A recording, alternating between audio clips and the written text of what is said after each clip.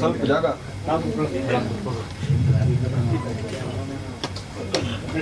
Madam ಕೂತ್ಕೊಂಡ್ಬಿಡಿ.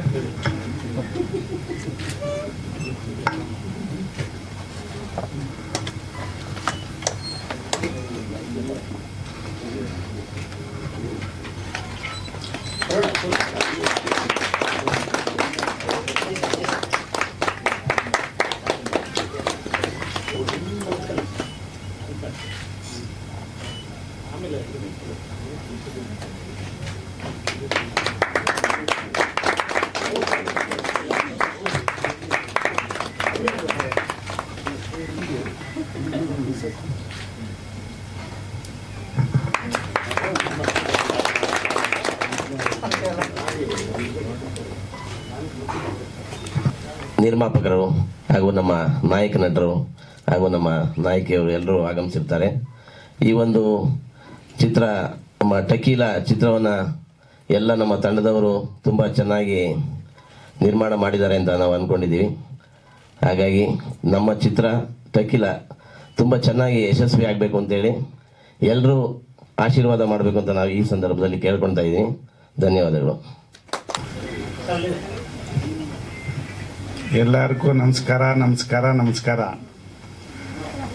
ನಮ್ಮ ಟಕೀಲಾ picture ಭಾಳ ಚೆನ್ನಾಗಿ ಮಾಡಿದ್ದಾರೆ. ಎಲ್ಲ ಮಾಡಿರೋರಿಗೂ ನಮಗೂ ಎಲ್ಲರಿಗೂ ಒಳ್ಳೇದಾಗಬೇಕು, ನೋಡೋರು ತುಂಬ ಖುಷಿಪಟ್ಟು ನೋಡಬೇಕಂತ ನಮ್ಮ ಉದ್ದೇಶ. Thank you. ಮುಂದೆ ಚಿತ್ರದಲ್ಲಿ ನಟನೆ ಮಾಡಿರುವಂತಹ ನಾಗೇಂದ್ರ ಅರಸು ಸರ್ ಅವರು ಮಾತನಾಡಬೇಕು. ಮಾಧ್ಯಮ ಮಿತ್ರರಿಗೆ ಆಮೇಲೆ ವೇದಿಕೆ ಮೇಲಿರುವ ಎಲ್ಲ ಗಣ್ಯರಿಗೆ, ಟಕೀಲಾ ಆ್ಯಕ್ಚುಲಿ ಟೈಟಲೇ ಒಂಥರ ಕಿಕ್ ಥರ ಇದೆ. ಅದ್ರ ಬಗ್ಗೆ ಡೈರೆಕ್ಟ್ರು ಹೇಳ್ತಾರೆ. ಅಂದರೆ ಇದರಲ್ಲಿ ನನ್ನ ಪಾತ್ರ ಆ್ಯಸ್ ಯೂಶಲ್ ಪೊಲೀಸೇ. ನೀವು ಕೇಳ್ತಾ ಇರ್ತೀರ, ನೀವು ಕೇಳೋ ಮುಂಚೆನೇ ಹೇಳ್ಬಿಡ್ತೀನಿ ಪೊಲೀಸೇ ಅಂತ. ಬಟ್ ಚೆನ್ನಾಗಿದೆ ಕಾಂಬಿನೇಷನು ನಂದು ಆಮೇಲೆ ಧರ್ಮದು. ಒಂದು ಅದು ರಿವೀಲ್ ಮಾಡೋ ಹಾಗಿಲ್ಲ, ಯಾವ ರೀತಿ ಪಾತ್ರ ರಿಲೇಟ್ ಮಾಡ್ಬೋದಾ?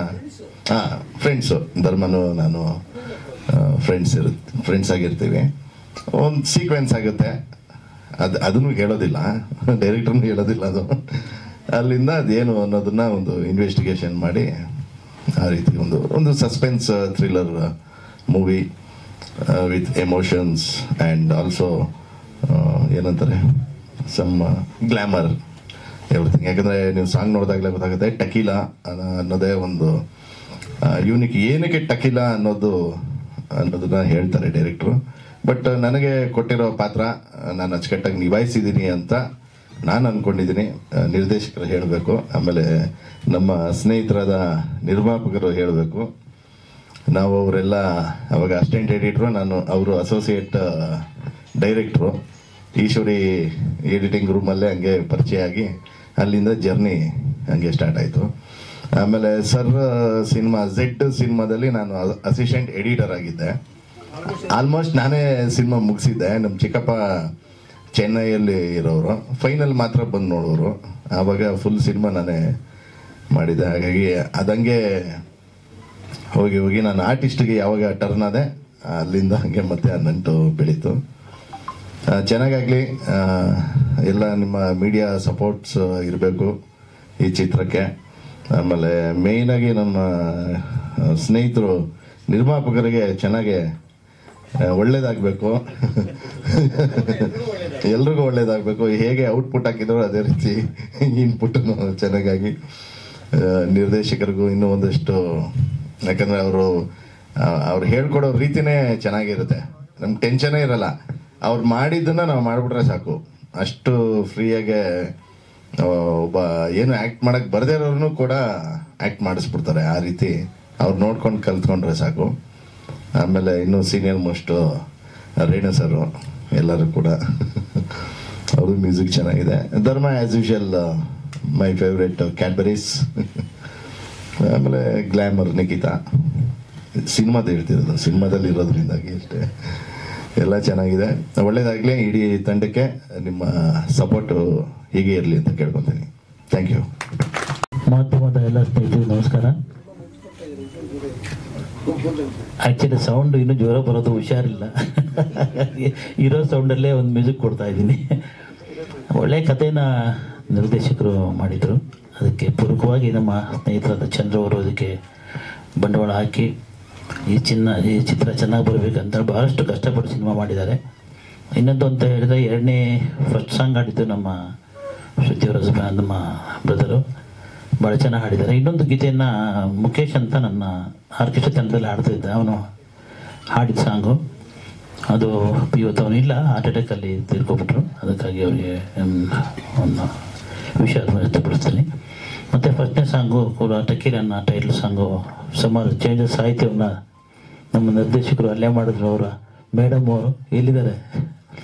ಹೌದು, ಸಾಹಿತ್ಯ ನೀವು ಚೇಂಜ್ ಮಾಡಿದೆ ಅಲ್ಲ, ಚೆನ್ನಾಗಿ ಬಂದಿದೆ. ಈಗ ಕೆಲವು ಸಂಗೀತದ ಸಾಹಿತ್ಯ ಚೇಂಜ್ ಮಾಡಿದ್ರು, ಭಾಳ ಚೆನ್ನಾಗಿ ಬಂದಿದೆ.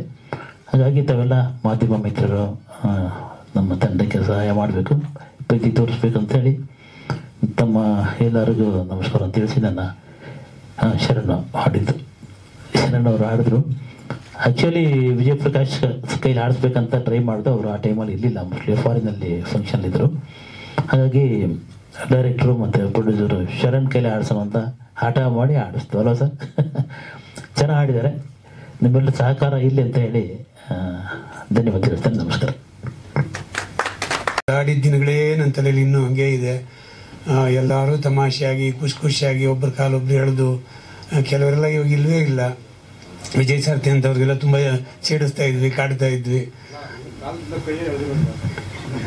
ಕೈ ಎಳೆದಿಲ್ಲ, ಕೈ ಕೊಡೋದು, ಕಾಲು ಎಳೆಯೋದು, ಅವೆಲ್ಲ ಬೇಡಮ್ಮ. ನಾನು ಹೆಂಡ್ತಿ ಇದ್ದಾರೆ, ಒಂದು ನಿಮಿಷ. ಈಗ ಅಲ್ಲ, ಗ್ಲಾಮರ್ ಫೋಟೋ ತೆಗೆಸಿ ನಾನು ಗ್ಲಾಮರಸ್ ಆಗಿ ಬಿಹೇವ್ ಮಾಡಬೇಕಾಗಿಲ್ಲ. ಏನೇ ದ ಥಿಂಗ್ ಇಸ್, ಈ ಸಿನಿಮಾ ತುಂಬ ಗ್ಯಾಪ್ ಆದಮೇಲೆ, ತುಂಬ ದಿನಗಳಾದ್ಮೇಲೆ ಮಾಡ್ತಾ ಇದ್ದೀನಿ. ಮಧ್ಯೆ ನಾನು ಕೂಡ ಭಾಳಷ್ಟು ಬ್ಯುಸಿ ಆದೆ. ನಾನು ಸ್ವಲ್ಪ ಮಾನಸ ಹೀಲಿಂಗ್ ಸೆಂಟರ್ ಅಂತ ಒಂದು ಮಾಡಿ, ಅಲ್ಲೂ ಕೂಡ ಮನಸ್ಸಿಗೆ ಸಂಬಂಧಪಟ್ಟ ತೊಂದರೆಗಳು, ಅದು ನಾನೊಂದು ಗುಟ್ಟಾಗಿಟ್ಟಿದ್ದೆ ನನ್ನ ಜೀವನದ ಭಾಗವಾಗಿ. ಸುಮಾರು ಅಧ್ಯಯನ ಮಾಡಿದ್ದೆ ಮನಸ್ಸಿನ ಬಗ್ಗೆ, ಬಹಳಷ್ಟು ಎಕ್ಸ್ಪೆರಿಮೆಂಟ್ಸ್ ಅಂತಾರಲ್ಲ ಎಲ್ಲವನ್ನು ಮಾಡಿ ಒಂದಷ್ಟು ಮನಸ್ಸಿನ ಶಕ್ತಿ ಏನು ಅಂತ ನನಗೆ ತಿಳಿಬೇಕಾಯಿತು. ಯೋಗ ಕ್ಲಾಸಿಗೆ ಸೇರಿದಾಗಿಂದ ನಾನು ಆಲ್ಮೋಸ್ಟ್ 81 ಮುಂಚೆನೇ ಯೋಗ ಕ್ಲಾಸಿಗೆ ಸೇರಿದ್ದೆ. ಒಂದು 79 ಹಂಗೆ ಸೇರಿದ್ದೆ ಅನ್ಕೋತೀನಿ.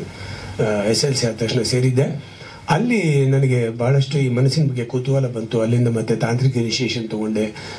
ಅದ್ರ ಒಂದು ಉದ್ದ ಆಗಲ ಆಳ ಎಲ್ಲ ನೋಡಬೇಕು ಅಂತ ಭಾಳಷ್ಟು ಎಕ್ಸ್ಪೆರಿಮೆಂಟ್ಸ್ ಮಾಡಿದೆ.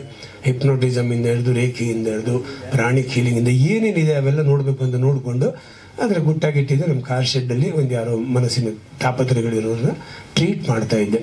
ಅದನ್ನು ನೋಡಿ ನನ್ನ ಮಗಳು ಕೂಡ ಕ್ಲಿನಿಕಲ್ ಸೈಕಾಲಜಿನೇ ತೊಗೊಂಡ್ಳು. ಅವಳು ಅದ್ಭುತವಾದ ಹೆಸರು ಮಾಡಿ ಒಳ್ಳೊಳ್ಳೆ ಆಸ್ಪತ್ರೆಗಳೆಲ್ಲ ಕೆಲಸ ಮಾಡಿ ಈಗ ಮದುವೆಯಾಗಿ ವಿದೇಶದಲ್ಲಿ ಅದೇ ಕೆಲಸ ಮುಂದುವರಿಸ್ತಾ ಇದ್ದಾರೆ. ಈಗ ಸಿನಿಮಾಗೆ ಬಂದರೆ ನನಗೆ ಈ ಒಂದು ಮನಸ್ಸಿನ ಸಮಸ್ಯೆಗಳು ನೋಡ್ತಾ ಜನರದ್ದು ಸುಮಾರು 35 ವರ್ಷದಿಂದ ನಾನು ಕೇಳ್ತಾ ಇದ್ದೀನಿ ಜನರ ಸಮಸ್ಯೆಗಳನ್ನ. ಅವರು ಶ್ರೀಮಂತರು, ಬಡವರು, ಸೆಲೆಬ್ರಿಟಿಗಳು, ಅಥವಾ ಏನೋ ಒಂದು ತುಂಬ ನೊಂದವರು, ಬೆಂದವರು ಎಲ್ಲರೂ ನೋಡಿದಾಗ ನನಗೆ ಒಂದಷ್ಟು ಜೀವನ, ಇಡೀ ಜಗತ್ತಿನಲ್ಲಿ ಜನರು ಯಾವ ರೀತಿ ಜೀವಿಸ್ತಿದ್ದಾರೆ. ನೋವಿಲ್ಲಿರೋರೇ ಇಲ್ವಲ್ಲಪ್ಪ, ಸಾವಿಲ್ಲದ ಮನೆ ಇಲ್ಲ ಅಂತ ಬುದ್ಧ, ನೋವಿಲ್ಲದ ಮನವಿಲ್ಲ ಅನ್ನೋದು ನನಗೆ ಗೊತ್ತಾಯಿತು. ಒಂದಲ್ಲ ಒಂದು ನೋವು, ಒಂದಲ್ಲ ಒಂದು ಯೋಚನೆ, ಒಂದಲ್ಲ ಒಂದು ಚಿಂತೆ, ಅದು ಇಲ್ದಿರೋ ಮನುಷ್ಯನೇ ಇಲ್ಲ ಅಂತ ಗೊತ್ತಾಯಿತು. ಅದರಲ್ಲಿ ಒಂದಷ್ಟು ಕೇಸ್ ಹಿಸ್ಟ್ರಿಗಳು, ಯಾರು ಹೆಣ್ಣುಮಕ್ಕಳು, ವಿಶೇಷವಾಗಿ ಹೆಣ್ಣುಮಕ್ಕಳು ಬಳಲಿದ್ದು, ಇದನ್ನೆಲ್ಲ ಸಮಗ್ರವಾಗಿ ನೋಡುವಾಗ ನನಗೆ ಇದನ್ನೆಲ್ಲ ಸೇರಿಸಿ ಒಂದು ಇದರಲ್ಲಿ ಏನಿದೆ, ಇಲ್ಲಿ ಏನು ತಪ್ಪಾಗ್ತಿದೆ, ಅಥವಾ ಎಲ್ಲಿ ತಪ್ಪಿದ್ದೀವಿ, ಇದನ್ನು ಒಂದಷ್ಟು ಒಂದು ತರಣ, ಒಂದು ರಿಯಾಲಿಟಿ ಹತ್ತಿರವಾಗಿ, ಈಗ ಒಂಥರ ಬಿಲ್ಡಪ್ ಸಿನಿಮಾ ಅಲ್ಲ ಇದು, ಆ ಥರದ್ದು ಏನಲ್ಲ, ಇದು ರಿಯಾಲಿಟಿಗೆ ಭಾಳ ಹತ್ತಿರವಾಗುವಂಥ ಒಂದು ಕಥೆನ ಯೋಚನೆ ಮಾಡಿ ನಾನು ನನ್ನ ಶ್ರೀಮತಿ ಇಬ್ಬರೇ ಕೂತ್ಕೊಂಡು ಕತೆ ಬರೆದ್ವಿ, ಇಬ್ಬರೇ ಕೂತ್ಕೊಂಡು ಡೈಲಾಗ್ ಬರೆದ್ವಿ. ಯಾಕಂದ್ರೆ ಮೊದಲೆಲ್ಲ ಹೋಟ್ಲಲ್ಲಿ ರೂಮ್ ಮಾಡಿ ಎಲ್ಲ ಒಂದು ವಿಸ್ತಾರವಾಗಿ ನಡೀತಿತ್ತು. ನಾವೇ ಇಬ್ಬರೇ ಕೂತ್ಕೊಂಡು ಎಲ್ಲ ರೆಡಿ ಮಾಡಿದ್ವಿ. ಯಾಕಂದರೆ ಫಸ್ಟ್ ಜಡ್ಜ್ ಅವರೇನೆ ಹೇಳಿದ್ರೆ ಅದನ್ನು ಚೆನ್ನಾಗಿದ್ರೆ ತೊಗೊಂಡು ಅದನ್ನೆಲ್ಲ ಅಳವಡಿಸ್ಕೊಂಡು ಮಾಡಿದೆ. ಇಲ್ಲಿ 2 ವಿಷಯ ಹೇಳೋಕ್ಕೆ ಇಷ್ಟಪಡ್ತೀನಿ ಈ ಸಿನಿಮಾದ ಬಗ್ಗೆ. ಮೊದಲನೇದಾಗಿ ನಾನು ನೋಡಿದ್ದು ಹಲವಾರು ಕೇಸ್ ಹಿಸ್ಟ್ರಿ ನೋಡಿದ ಮೇಲೆ, life may not give you a second chance ಅಂತ ಫಸ್ಟ್ ನನಗೆ ಅರ್ಥ ಆಯಿತು. ಒಂದು ಅವಕಾಶ ಸಿಗುತ್ತೆ ಮನುಷ್ಯನಿಗೆ ಜೀವನದಲ್ಲಿ, ಅದು ಅತ್ಯುತ್ತಮವಾಗಿ ಅವನು ಆರಾಮಾಗಿ ಬೆಳಗಬಹುದಾದಂಥ ಅವಕಾಶ ಸಿಗುತ್ತೆ. ಅದನ್ನು ಕಡೆಗಣಿಸಿದ್ರೆ ಇನ್ನೊಂದು ಅವಕಾಶ ನಿಮಗೆ ಸಿಗದೇ ಇರಬಹುದು ಅನ್ನೋದು. ಯಾಕಂದರೆ ತುಂಬ ಜನ ಮೊದಲನೇ ಅವಕಾಶನ ದುರುಪಯೋಗ ಮಾಡಿ ಎರಡನೇ ಅವಕಾಶ ಸಿಗದಂಗೆ ಅದರಲ್ಲಿ ಸಿಗಾಕೊಂಡಿರ್ತಾರೆ. ಇದು ಒಂದು ನಾನು ಭಾಳಷ್ಟು ಜನರ ಹತ್ರ ನೋಡಿದ್ದು. ಸೊ ಆ ಒಂದು ಪಾಯಿಂಟನ್ನು ಇದರಲ್ಲಿ ಹೇಳೋದಕ್ಕೆ ಇಷ್ಟಪಟ್ಟಿದ್ದೀನಿ. ಅದಕ್ಕೆ ಇವೆಲ್ಲ ಉಪಯೋಗಿಸಿದ್ದೀನಿ. ಎರಡನೇದು ಲೇಟ್ ರಿಯಲೈಸೇಷನ್ ಅಂತಿದ್ದಾರೆ, ತಡವಾಗಿ ಅರ್ಥ ಆಗೋದಿದೆ ನಮಗೆ, ಈಸ್ ಆಫ್ ನೋ ಯೂಸ್ ಅಂತ. ಅಂದರೆ ತಡವಾಗಿ ಅರ್ಥ ಆದರೆ ನಾನು ಹಾಗೆ ಮಾಡಬಾರ್ದಿತ್ತು ಅಂತ ಮಾಡಿದ್ಮೇಲೆ ಅಂದ್ಕೊಂಡ್ರೆ ಪ್ರಯೋಜನ ಇಲ್ಲ. ಯಾಕಂದರೆ ಜೀವನದಲ್ಲಿ ನಾವು ಹಿಂದಕ್ಕೆ ಹೋಗಿ ಸರ್ ಮಾಡೋಕ್ಕಾಗೋದಿಲ್ಲ, ಮುಗಿದೋಯ್ತದೆ. Yesterday is dead and gone, tomorrow is yet to be born ಅಂತ ಶೇಕ್ಸ್ಪಿಯರ್. ಮುಗಿದೋದ ಅಧ್ಯಾಯ ಅದು. ಕಂಪ್ಯೂಟರ್ ಆದರೆ ನಾವು ಹಿಂದಿನ ದಿವಸದ ಮುಂದಿನ ಇನ್ನೊಂದು ತಿಂಗಳು ಹಿಂದಿಂದ ಹೋಗಿ ಏನೋ ಕರೆಕ್ಷನ್ ಮಾಡ್ಬೋದು. ಜೀವನದಲ್ಲಿ ಆಗಲ್ಲ. You can't go back, it's finished, ಅದು ಮುಗಿದೋದ ಕಥೆ ಆಗುತ್ತೆ. ಸೊ ಅದೊಂದು ಇದರಲ್ಲಿ ಲೇಟ್ ರಿಯಲೈಸೇಷನ್ ಬೇಡ ಅಂತ. ಇದಕ್ಕೆ ತಕ್ಕ ಹಾಗೆ ಏನಾಗೋಯ್ತು ಅಂದರೆ ಒಂದು ಕೇಸ್ ಹಿಸ್ಟ್ರಿಲಿ ಯಾಕೆ ಈ ಥರ ಆಯಿತು ಅನ್ನೋದಕ್ಕೊಂದು ಕಾರಣ ಏನಿತ್ತು ಅಂತಂದರೆ, ಗೊತ್ತಿದ್ದೋ ಗೊತ್ತಿಲ್ಲದೇನೋ ಆಕೆ ಒಂದು ಚಟಕ್ಕೆ ಬಲಿ ಆಗ್ತಾರೆ. ಆ ಚಟ ಅನ್ನೋದು ನೋಡಿ ಇದೇ ಇರೋದನ್ನು, ಈ ಸುಳಿ ಅಂತೀವಿ ನಾವು, ವರ್ಲ್ಪೂಲ್ ಅಂತ ಏನಂತೀವಿ, ತಿರುಗ್ತಾ ಇರುತ್ತಲ್ಲ. ನಾವೆಲ್ಲ ಚಿಕ್ಕವರಿದ್ದಾಗ ನಮ್ಮ ಊರು ಬಂಟ್ವಾಳ ನೇತ್ರಾವತಿ ನದಿ ಹರಿತಾ ಇರುತ್ತೆ, ಅಲ್ಲಿ ಹೋಗಿ ಸ್ನಾನ ಮಾಡೋದು, ಆಟ ಆಡೋದು, ನೀರಲ್ಲಿ ಆಡೋದು ಎಲ್ಲ ಇತ್ತು. ಅಲ್ಲಿ ಒಂದ್ಸಲ ಹೋದಾಗ ಅಲ್ಲಿ ಹೋಗ್ಬೇಡ, ಮುಂದೆ ಹೋಗ್ಬೇಡ, ಮುಂದೆ ಸುಳಿ ಇದೆ ಅಂತ. ಏನು ಸಣ್ಣದಾಗೇನೋ ಹಿಂಗೆ ಕಾಣ್ತಾ ಇದೆ, ಅದೇನು ಮಹಾ ಅಂತ ನನಗೆ. ಇಲ್ಲ ಹತ್ರ ಹೋದ್ರೆ ನಿನ್ನನ್ನು ಅದು ಎಳೆದು ಬಿಸಾಕ್ಬಿಡುತ್ತೆ ಅಥವಾ ಎಳ್ಕೊಂಬಿಡುತ್ತೆ, ಆ ಥರ ಹುಷಾರು ಹೋಗ್ಬೇಡ ಹೌದಾ ಅಂತ. ಆಮೇಲೆ ಒಂದು ಚೂರಿಗೆ ಮಾಡೋ ಆಮೇಲೆ ತಡೆದ ನಾನು ನೋಡೋಣ ಅಂತ ಹೋದಾಗ, ಮುಟ್ಟಬೇಡ, ಮುಟ್ಟಿದ್ರೆ ಎಳೆದ್ಬಿಡುತ್ತೆ ಅದು ನಿನ್ನ ಅಂತ, ಅಷ್ಟು ಕರೆಂಟ್ ಇರುತ್ತೆ ಅಲ್ಲಿ ಅಂತ. ಹೌದಾ ಅಂತ ನೋಡ್ತಾ ಇದೆ. ಆಮೇಲೆ ಒಂದೊಂದು ಕೋಲು, ನಾರ್ಮಲ್ ಕೋಲು ಹಾಕಿದ್ರೆ ಹಿಂಗೆ ತೇಲ್ಕೊಂಡು ಹೋಗ್ಬೇಕು. ಆ ಕೋಲನ್ನು ಅದ್ರ ಮೇಲೆ ಹಿಂಗೆ ಹಾಕಿ ನೋಡೋದು, ಗಿರ್ಗಿರ್ ಅಂತ ಇರುತ್ತೆ. ಆಮೇಲೆ ಎಲ್ಲೆಲ್ಲೋ ಹೋಯ್ತು ಗೊತ್ತಿಲ್ಲ, ಹಿಂಗೆ ಮಾಡಿ ಕೊನೆಗೆ ಯಾವುದೋ ಒಂದು ಟೈಮಲ್ಲಿ ಹೊರಗಡೆ ಎಲ್ಲ ಬಂದು ಬಿತ್ತು. ಸೊ ನನಗೆ ಈ ಚಟಗಳು ಅಂದಾಗ ನನ್ನ ಹತ್ರ ಬರೋರ ಜನರಲ್ಲಿ ನೋಡ್ತೀನಿ, ಅತಿಯಾದಾಗ ನೋಡಿ, ಎಲ್ಲವೂ ಅತಿಯಾದಾಗಲೇ ಪ್ರಾಬ್ಲಮ್. ಮಿತವಾಗಿದ್ದಾಗ ನಾವು ಏನು ತಿಂದರೂ ಪರವಾಗಿಲ್ಲ, ಅತಿಯಾದಾಗಲೇ ತೊಂದರೆ. ಅದೇ ರೀತಿ ಈ ಚಟ ನಮ್ಮನ್ನು ಆಕ್ರಮಣ ಮಾಡಿಕೊಂಡು ಅದರ ಹತೋಟಿಗೆ ನಮ್ಮನ್ನು ತಂದರೆ ಕಷ್ಟ. ನಾವು ಅದ್ರ ಹತೋಟಿಲಿದ್ದರೆ ಪರವಾಗಿಲ್ಲ. ಚಟ ಅಂತ ಏನು ಬೇಕಾದ್ರೂ ಆಗ್ಬೋದು. ಸೊ ಅದು ಈ ಸುಳಿ ಥರ. So say no to drugs first time every time ಅಂತಾರಲ್ಲ, ಆ ರೀತಿ ಇದನ್ನು ಮುಟ್ಟು ನೋಡೋಣ ಒಂದ್ಸಲ ಹೆಂಗೆ ಅಂತ ಆ ಒಂದು ಪ್ರಯತ್ನ ಮಾಡಿದಿರಿ ಅನ್ನೋ ಒಂದು ವಿಷಯನ ಇದ್ರ ಮೂಲಕ ಹೇಳೋಕ್ಕೆ ಇಷ್ಟಪಟ್ಟಿದ್ದೀನಿ. ಇದು ಟಕೀಲಾ ಅಂದ ತಕ್ಷಣ ನಾವು ತೋರಿಸೋಲ್ಲ ನೋಡಿದ್ರೆ ಆ ಮಜಾ ಅನ್ನೋ ಥರ ಇಲ್ಲ. ಆ ಮಜದ ಹಿಂದಿರೋ ಸತ್ಯಗಳು, ಮಜಾದ ಅಥವಾ ಸುಖದ ಹಿಂದಿರೋ ಅಂಥ ಹಲವಾರು ಅಡೆತಡೆಗಳು, ತಮ್ಮ ಜೀವನವನ್ನು ಒಂದು ಯಾವ ಮಟ್ಟಕ್ಕೆ ತಳ್ಳಬಹುದು ಅನ್ನೋ ಒಂದು ವಿಚಾರ ಇದರಲ್ಲಿ ಪ್ರಮುಖವಾಗಿ ಹೇಳಿದ್ದೀನಿ. ಆಮೇಲೆ ಅದಕ್ಕೆ ತಕ್ಕಂಗೆ ನೋಡಿ, ಈಗ ರೇಣು ಸರ್ ಅವರು ಕೂತಿದ್ದಾರೆ. ನನಗೆ ಈ ಸಿನಿಮಾದಲ್ಲಿ 2 ಹಾಡು ಮಾತ್ರ ಮಾಡೋಣ ಅಂತ ಮೊದಲೇ ಮಾತಾಡ್ಕೊಂಡು, ಒಂದು ಮೆಲೋಡಿ ಸಾಂಗ್, ಒಂದು ಟಕೀಲಾ ಟೈಟಲ್ ಸಾಂಗ್. ಸಾಧಾರಣವಾಗಿ ಮ್ಯೂಸಿಕ್ ಡೈರೆಕ್ಟರ್ ಹತ್ರ ನಾನು ಇದುವರೆಗೂ ನನ್ನ ಹಿಂದಿನ 3-4 ಸಿನಿಮಾಗಳಲ್ಲೂ ಕೂಡ ಕೂತಾಗ ಒಂದು 4-5 ಟ್ಯೂನ್ ಕೇಳ್ತಾ ಇದ್ದೆ, ಇನ್ನೊಂದು ಯಾವುದಿದೆ ಅಂತ. ಫಸ್ಟ್ ಹೋದಾಗಲೇ ಅವರ ಮೆಲೋಡಿ ಸಾಂಗ್ದು ನಿನ್ನ ಕಂಗಳಲ್ಲಿ ಕಣ್ಣ ಇದರಲ್ಲಿ ಅದು ಹೇಳಿದ ತಕ್ಷಣ, ಆ ಟ್ಯೂನ್ ಕೇಳಿದ ತಕ್ಷಣ ಅದು ಸರ್ ಇದು ಓಕೆ ಅಂತ. ಸಾಧಾರಣವಾಗಿ ನಮಗೆಲ್ಲರಿಗೂ ಒಂದು ಚಟ ಇರುತ್ತೆ, ಇನ್ನೂ ಒಂದು 4-5 ಇಟ್ಕೊಂಡು ಅದ್ರಲ್ಲಿ ಬೆಸ್ಟ್ ಸೆಲೆಕ್ಟ್ ಮಾಡೋಣ ಅಂತ. ಫಸ್ಟ್ ಕೇಳಿದ್ದೆ ಬೆಸ್ಟ್ ಅನಿಸಿದಾಗ ನನಗೆ ಬೇಕಿಲ್ಲ ಅದು, ಇನ್ನೊಂದು ಹೇಳಿ ನೋಡೋಣ, ಇನ್ನೊಂದು ಯಾವ್ದಾರು ಇದೆ ಸರ್, ಇನ್ನೊಂದಿದೆ, ಇದು ಮೊದಲು ಮಾಡಿದ್ದೀನಿ ನಾನು ಇದನ್ನ.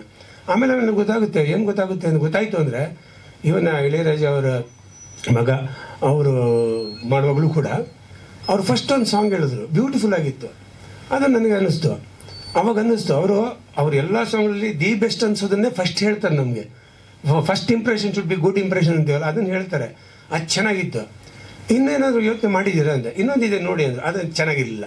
ನಾನು ಹೇಳಿದೆ ದ್ಯಾಟ್ಸ್ ಓಕೆ ಅಂತ, ಫಸ್ಟ್ ಒನ್ ಈಸ್ ಓಕೆ ಅಂತ. ಇಲ್ಲ ನಾನು ಅದನ್ನು ಕೇಳಲಿಲ್ಲ, ಯಾಕಂದ್ರೆ ನಂಗೆ ಗೊತ್ತಿತ್ತು ಇದು ಚೆನ್ನಾಗಿದೆ ಅಂತ. ಅದರ ಲಿರಿಕ್ಸ್ ನಾನೇ ಬರೆದೆ. ಆಮೇಲೆ ಅಲ್ಲೇ ಕೂತ್ಕೊಂಡು ಸ್ಟುಡಿಯೋಲ್ಲ ಕೂತ್ಕೊಂಡು ಅಲ್ಲೆಲ್ಲ ನಮ್ಮ ಮಿಸ್ಸಸ್ಸು ಸ್ವಲ್ಪ ತಿದ್ದುತ್ತಾರೆ ನನ್ನ, ಆವಾಗ ಅದನ್ನೆಲ್ಲ ತಿದ್ದಿ ಮಾಡಿದ್ದು. ಅದೇ ರೀತಿ ಟೈಟಲ್ ಸಾಂಗ್ ಕೂಡ ಅದು ಕೇಳಿದ ತಕ್ಷಣ ಇಂಪ್ರೆಸ್ ಆಗೋಯ್ತು. ಅಲ್ಲೊಂದು ಸ್ವಲ್ಪ ಬೀಟ್ಸ್ ಇನ್ನೂ ಅದೆಲ್ಲ ಬರುತ್ತೆ, ತುಂಬ ಇದರಲ್ಲಿ ಇನ್ನೂ ಎಲ್ಲ ಕೆಲಸ ಇದೆ. ಬಟ್ ನಿಮಗೆ ಇದು ಅದರ ಮೇಲ್ನೋಟಕ್ಕಿರೋ ಹಾಡಿದ್ದು, ಇದರಲ್ಲಿ ತುಂಬ ಫಿಲಪ್ಗಳು ಬರ್ತವೆ ಅಂದರೆ ಅದು ಕೂಡ ಯಾವುದು 2ನೇ ಸಲ ಕೇಳಲೇ ಇಲ್ಲ. ನನಗೆ ಅಷ್ಟು ಇಷ್ಟ ಆಯಿತು 2 ಹಾಡುಗಳನ್ನು ಕೂಡ. ಬಹುಶಃ ಜನಕ್ಕೂ ಇಷ್ಟ ಆಗ್ಬೋದು ಅಂತ ಅಂದ್ಕೋತೀನಿ. ಸೊ ಇದೊಂದು ಸ್ವಲ್ಪ ಬೇರೆ ರೀತಿ ಚಿತ್ರ, ಒಂದಷ್ಟು ಸ್ವಲ್ಪ ಅಡಲ್ಟ್ ಕಂಟೆಂಟ್ ಬರುತ್ತೆ ಇದರಲ್ಲಿ. ಬಟ್ ಅದೇನೇ ಬಂದರೂ ಕೂಡ ಇಲ್ಲಿ ಒಂದು ನನ್ನ ಜೀವನದ ಅನುಭವ, 35 ವರ್ಷಗಳಿಂದ ನಾನು ಈ ನೋವುಗಳು ನೋಡಿಕೊಂಡೇ ಬೆಳೆದಿದ್ದೀನಿ. ಪರಚಿಂತೆ ನಮಗೆ ಕೈಯ ಎಮ್ಮೆಯ ಚಿಂತೆ ಎಮಗೆ ಸಾಲದೆ ಅಂದರು ಬಸವ. ನನ್ನ ಪರಚಿಂತೆಗಳು ಕೇಳಿಕೊಂಡೇ ಬೆಳೆದೆ, ಹೆಣ್ಣುಮಕ್ಕಳ ಕಣ್ಣೀರು ನೋಡೇ ಬೆಳೆದೆ. ಎಲ್ಲವನ್ನು ನೋಡಿ ನನಗೆ ಕೊನೆಗೆ ಅಯ್ಯೋ ಅಯ್ಯೋ ಅಯ್ಯೋ ಅಂದ್ಬಿಟ್ಟು ಈಗ ನಾನು ಏನಾದರೂ ಸಿನಿಮಾಗಳು ಮಾಡೋದು ನಾನು ಆ ಬೇಸೆ ನನ್ನ ತಲೆಗೆ ಬರ್ತಾಯಿದೆ. ನನ್ನ ಎಲ್ಲ ಸಿನಿಮಾಗಳಲ್ಲೂ ನಾನು ಈಗ ಝಡ್ಡಲ್ಲಾಗಲಿ ಒಂದು ಹೆಣ್ಣು ಮಗುವಿನ ವಾಯ್ಸ್, ಹೆಣ್ಣು ಮಗು ಕೂಡ ಅದಕ್ಕೂ ಒಂದು ಅನಿಸಿಕೆ ಇದೆ. ಯಾಕಂದರೆ ಅದು ನಾನು ಇಂಟರ್ವ್ಯೂ ಮಾಡುವಾಗ ಪ್ರೇಮ ಅವ್ರು ನನ್ನ ಹತ್ರ ಮಾತಾಡಿದ ವಿಷಯನ ಇಟ್ಕೊಂಡೇ ನಾನು ಝಡ್ ಮಾಡಿದ್ದು. ಅವಳ ವಾಯ್ಸ್ಗೂ ಏನು ಅಂತ ನೋಡೋಣ, ಕೇಳೋಣ, ಒನ್ ಸೈಡೆಡ್ ಬೇಡ ಅಂತ. ಹೂ ಅಂತ್ಯ ಮಾಡೋವಾಗಲೂ ಕೂಡ ಈಶಾ ಕೊಪ್ಪಿಕರ್ ಅವರು ಯಾವ ರೀತಿ ಆಗ್ತಾರೆ ನೋಡಿ, ಇದೊಂದು ವಿಚಿತ್ರವಾದ, ಅವನು ಮೋಸ ಮಾಡಿಬಿಡ್ತಾನೆ ನಾಯಕಿಗೆ, ಮತ್ತು ಅದನ್ನ ಹೆಂಗೆ ಸರ್ ಮಾಡೋಕ್ಕೆ ಹೋಗ್ತಾನೆ ಅಂತ. ಸ್ವಲ್ಪ ಹೆಣ್ಮಕ್ಳು ಪರವಾಗಿದ್ದ ಸಿನಿಮಾಗಳು. ಮೀಸೆ ಚಿಗಡ್ದಾಗದಲ್ಲೂ ಅಷ್ಟೇ. ಹಾಗಾದ್ರೆ ಒಂದು ಹೆಣ್ಣು ಹಳ್ಳಿಯವಳು ಅಂತ ಅವಳನ್ನು ಬಿಟ್ಟು ಹುಡುಗ ಇನ್ನೊಂದು ಸ್ಟೈಲಾಗಿರೋ ಹುಡುಗಿಯಿಂದ ಸಿಕ್ಕಿ ಅವಳಿಂದ ಬಿದ್ದು ಕೊನೆ ಅವಳಿಂಥ ಮೋಸ ಅಂತ ಗೊತ್ತಾಗಿ ಮತ್ತೆ ಈ ಹುಡುಗಿ ಹತ್ರ ವಾಪಸ್ ಬಿಡ್ತಾನೆ.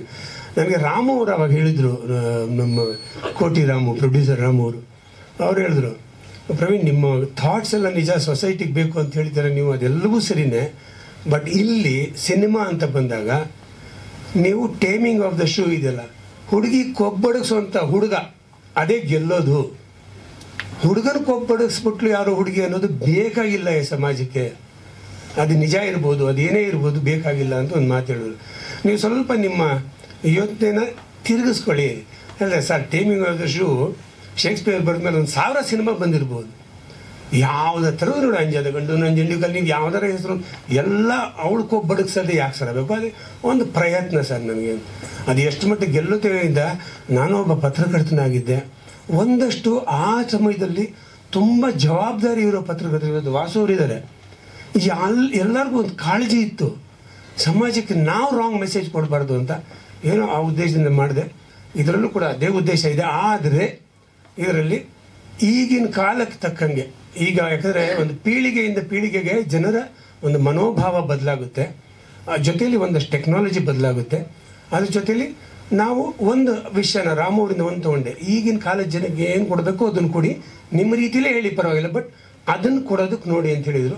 ಆ ಎರಡೂ ಮಾತುಗಳನ್ನ ನಾನು ಯೂಸ್ ಮಾಡಿಕೊಂಡು ಇದರಲ್ಲಿ ಎಲ್ಲಿ ಗ್ಲಾಮರಸ್ ಆಗಿ ಏನು ಮಾಡಬೇಕು ಅಥವಾ ಎಲ್ಲಿ ಅದರ ಒಂದು ಅನಾಹುತ ಅಂತ ತೋರಿಸ್ಬೇಕು ಅದನ್ನು ಒಂದು ಸ್ಟೆಪ್ ಬೈ ಸ್ಟೆಪ್ ತೋರಿಸ್ಕೊಂಡು ಹೋಗಿದ್ದೀವಿ. ಇದು ಯಾವುದನ್ನು ವಲ್ಗರಾಗಿ ತೋರ್ಸೋಕ್ಕೆ ಇಷ್ಟಪಡಲಿಲ್ಲ. ಯಾಕಂದರೆ PK.S. ದಾಸ್ ಅವರು ಮೊದಲೇ ಹೇಳಿದೆ, ನನಗೆ ಮಾತಾಡೋಕೆ ಹೇಳಿದೆ, ಅವ್ರು ಮಾಡಬೇಕಪ್ಪ ಕ್ಯಾಮ್ರಾ, ಅವ್ರು ಮಾಡಿದ್ರೆ ಸೂಪರ್ ಅಂತ.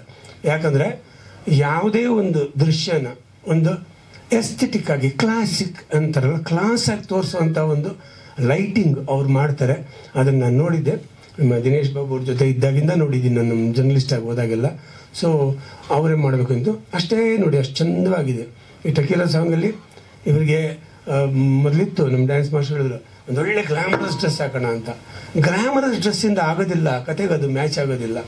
ಅಲ್ಲಿ ಬೇಕಾಯ್ತು ಒಂದು ಸಿಂಪಲ್ ಡ್ರೆಸ್ ಹಾಕ್ಕೊಂಡು ಎಕ್ಸ್ಪ್ರೆಷನ್ಸಲ್ಲೇ ಹೋಗೋಣ ನಾವು ಅಂತ ಮಾಡಿದ್ವಿ. ಅದನ್ನು ಅದು ಚೆನ್ನಾಗಿ ಬಂದಿದೆ. ಆಗಲೇ 1 ಲಕ್ಷದ ಮೇಲೆ ಒಂದು ದಿನದಲ್ಲಿ 1 ಲಕ್ಷ ಚಿಲ್ಲರೆ ಆಯಿತು, 1,10,000 ಹತ್ರ ಅದನ್ನು ಜನ ನೋಡಿದ್ದಾರೆ ಅಂದರೆ ಭಾಳ ತೃಪ್ತಿ ಆಯಿತು, ಖುಷಿ ಆಯಿತು. ಪರವಾಗಿಲ್ಲ, ನಾವು ಮಾಡಿದ್ದೇನೋ ಒಂದು ರೀಚ್ ಆಗ್ತಿದೆ ಅಂತಂದು ಇಷ್ಟು ಹೇಳ್ತೀನಿ. ಏನಾದ್ರು ಪ್ರಶ್ನೆ ಕೇಳಂಗಿದ್ರೆ ಕೇಳ್ಬೋದು. ನಾನು ನಂತರ ನಮ್ಮ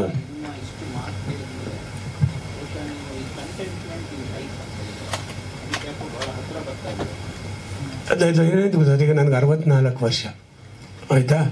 ಅಲ್ಲಿ ನನಗೆ ಈ ನಾನು ಮಾಡಿರೋ ಕೆಲಸ ಇದೆಯಲ್ಲ, ಮನಸ್ಸಿನ ಬಗ್ಗೆ ಮಾಡೋದಿಲ್ಲ, 8 ವರ್ಷ 10 ವರ್ಷದಿಂದ 15 ವರ್ಷದಿಂದ ಅದರಿಂದ ಹೊರಗೆ ಬರೋಕ್ಕಾಗದೆ ಮಾತುಗಳು ನುಂಗಿ ಸೈಡ್ ಎಫೆಕ್ಟ್ಗಳಾಗಿ ಬರೋರು. ಆದ ತಕ್ಷಣ ಸರ್ ಥ್ಯಾಂಕ್ ಯು ಸರ್ ಅಂತಾರಲ್ಲ, ಆ ಕಂಟೆಂಟ್ಮೆಂಟ್ ಇದೆಯಲ್ಲ ನಂಗೆ ರಿಟೈರ್ಡ್ ಲೈಫಲ್ಲಿ ಸಿಕ್ಕಿದ್ದು. ಆಮೇಲೆ ಅದಾದಮೇಲೆ ಹೋಗ್ಬೇಕಾರೆ ಸರ್ ಬರ್ತೀನಿ ಸರ್ ಥ್ಯಾಂಕ್ ಯು ಸರ್ ಅಂತ ಕಣ್ಣಲ್ಲಿ ನೀರು ಹಾಕೊಂಡು ಹೇಳುವಾಗ ನನಗೆ ಎಮೋಷ್ನಲ್ ಆಗ್ಬಿಡ್ತೀನಿ ನಾನು. 8 ವರ್ಷದಿಂದ ನೋಡಿ, ಇದು ಬೇರೆಯೇ ಒಂದು ಮೆಥಡಲ್ಲಿ ಮಾಡ್ತಿರೋದು ನಾನು.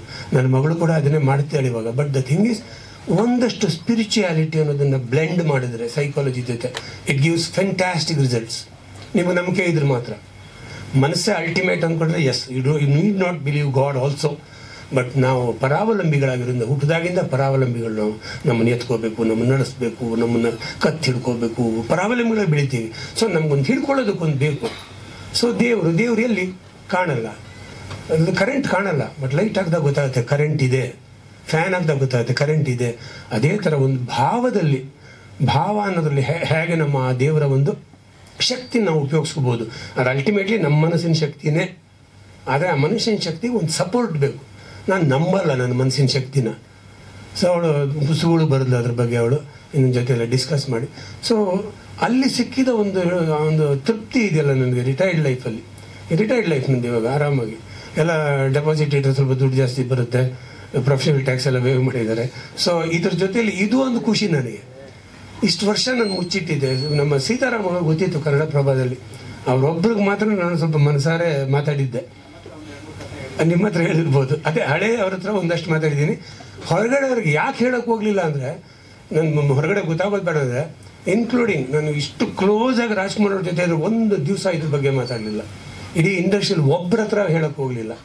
ಯಾಕಂದರೆ ನನ್ನ ಹತ್ರ ಬರೋರು ನಾನು ಏನಾದ್ರು ಕ್ಯೂರ್ ಮಾಡಿದಾಗ ಅವ್ರು ಏನು ಅಂದ್ಕೋತಾರೆ, ಇಟ್ಸ್ ಸೈಂಟಿಫಿಕ್ ವೇನಲ್ಲಿ ನಾನು ಮಾಡೋದು, ಮೈಂಡ್ ಟ್ರೈನ್ ಮಾಡಿ ಗುರೂಜಿ ಸ್ವಾಮೀಜಿ ಥ್ಯಾಂಕ್ ಯು ಸ್ವಾಮೀಜಿ ಅಂತ ಕಾಲು ಹಿಡ್ಕೊಳಕ್ಕೆ ಬರೋದು, ನನಗೆ ಇನ್ನೇನು ಸನ್ಮಾನ ಮಾಡೋಕ್ಕೆ ನೋಡೋದು, ಆಮೇಲೆ ಅವ್ರಿಗೆಲ್ಲ ಮಕ್ಕಳಿಗೆಲ್ಲ ಕಾಲಿಡಿಯಮ್ಮ ಗುರೂಜಿ ಕಾಲಿಡಿ ನೋಡಿ ಎಷ್ಟು ಬೇಗ ನಿಮ್ಗೆ ಇಷ್ಟು ಚೆನ್ನಾಗಾಗಿದೆ. ನನಗೆ ಇದು ಬೇಡ, ನಾನು ಅದು ಮಾಡುವಾಗಲೂ ಜೀನ್ಸ್ ಹಾಕ್ಕೊಂಡೇ ಕೂತ್ಕೊಳ್ಳೋದು, ಟೀ ಶರ್ಟ್ ಹಾಕ್ಕೊಂಡೇ ಕೂತ್ಕೋತೀನಿ, ಕುಂಕುಮ ಇಟ್ಟು ಜಟ್ ನಮ್ಗೆ ಆ್ಯಕ್ಚುಲಿ ತಾಂತ್ರಿಕಲ್ಲಿ ಹೇಳ್ತಾರೆ ಇನ್ನು ಜಟೆ ಬಿಡಬೇಕು ದೇವಿಗೆ ಸ್ಮರಣೆಗೆ ಕುಂಕುಮ ಇಡಬೇಕು ಅಂತ. ಸರ್ ನನ್ನ ಕೈಲ ಆಗೋದಿಲ್ಲ ಸರ್, ಅದೆಲ್ಲ ನನಗಾಗಲ್ಲ ಅಂತಂದೆ.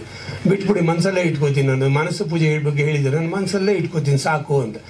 ನನಗೆ ಇದು ಏನಾಗ್ಬಿಡುತ್ತೆ, ನನಗೆ ನನ್ನ ಒಂದು ವೈಯಕ್ತಿಕ ಜೀವನ ಇದೆ, ನಾನು ಸ್ವಲ್ಪ ಜಾಲಿಯಾಗಿರೋನು, ಮೊದಲಿಂದ ಆರಾಮಾಗಿರೋನು. ಫುಟ್ಪಾತಲ್ಲಿ ನಾನು ರವಿ ಬೆಳಗ್ಗೆ ಕೂತ್ಕೊಂಡು ಕಾಫಿ ಕುಡಿತಿದ್ವಿ ಗಣೇಶ್ ಭವನಲ್ಲಿ. ಆಮೇಲೆ ನನ್ನ ಗುರೂಜಿ ಅಂತ ಕರೆದು ನಾನು ನೋಡಿ ಏನಪ್ಪ ಇವನು ಹಿಂಗೆ ಕಾಫಿ ಕುಡಿತಾನೆ ಫುಟ್ಪಾತಲ್ಲಿ ಕೂತು ನಮ್ಮ ಗುರೂಜಿಗೆ, ಈ ಥರ ನನಗೆ ಬೇಕಾಗಿರಲಿಲ್ಲ.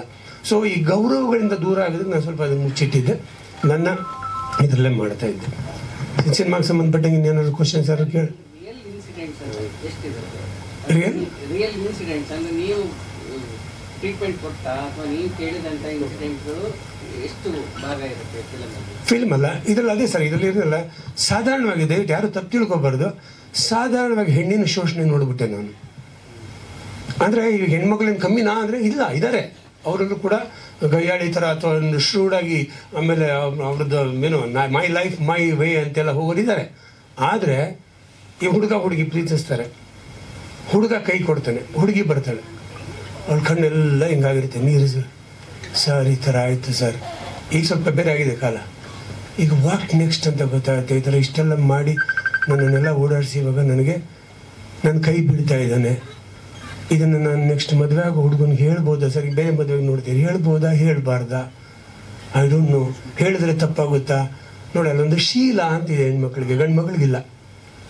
ಆ ಶೀಲದ ಒಂದು ಭಯ ಅವ್ರನ್ನ ಕಾಡುತ್ತೆ. ಅಯ್ಯೋ ಅಂತ ಹೇಳ್ತಾರೆ, ಏನು ಮಾಡೋದು, ವಾಟ್ ನೆಕ್ಸ್ಟ್ ಹೇಳ್ಬೋದಾ ಹೇಳ್ಬಾರ್ದಾ, ಯಾರಿಗಾರು ಗೊತ್ತಾದ್ರೆ ಹಿಂಗೆ ಈ ಭಯದಲ್ಲಿ ಇರ್ತಾರೆ. ಅದೇ ಹುಡುಗ ಕೈ ಕೊಟ್ಲು ಸರ್, ನಾನು ಡಿಸೈಡ್ ಮಾಡಿದೆ ಸರ್, ಇನ್ನು 3 ತಿಂಗಳಲ್ಲಿ ಅವಳಿಗಿಂತ ಟಾಪ್ ಆಗಿರೋ ಹುಡುಗಿನ ಇಟ್ಕೊಂಡು ಅವಳ ಮುಂದೆನೇ ಹೋಗಿ ತೋರಿಸ್ತೀನಿ ಸರ್, ಅವನು ರೊಚ್ಚಿಗೆ ಬಂದ್ಬಿಡ್ತಾನೆ. ಇವರು ಕುಸಿತಾರೆ. ಇದನ್ನು ನೋಡೋಣ ಅಂದ್ಕೊಂಡೆ, ಇಲ್ಲಿ ಎಲ್ಲೋ ಒಂದು ಸಣ್ಣ ಸಪೋರ್ಟ್. ನಾವೇನು ಅವ್ರಿಗೆ ಏನೂ ಮಾಡೋಕ್ಕಾಗಲ್ಲ, ಏನು ಮಾಡೋಕ್ಕಾಗಲ್ಲ, ಇರಲಿ ಪರವಾಗಿಲ್ಲಮ್ಮ, ಜೀವನ ಎಲ್ಲದಕ್ಕಿಂತ ದೊಡ್ಡದು. ಬಂದು ಹೋಗೋ ಘಟನೆಗಳ ಬಗ್ಗೆ ತಲೆ ಕೆಡಿಸ್ಕೊಂಡು ಜೀವನ ಕೆಡಿಸ್ಕೋಬೇಡ.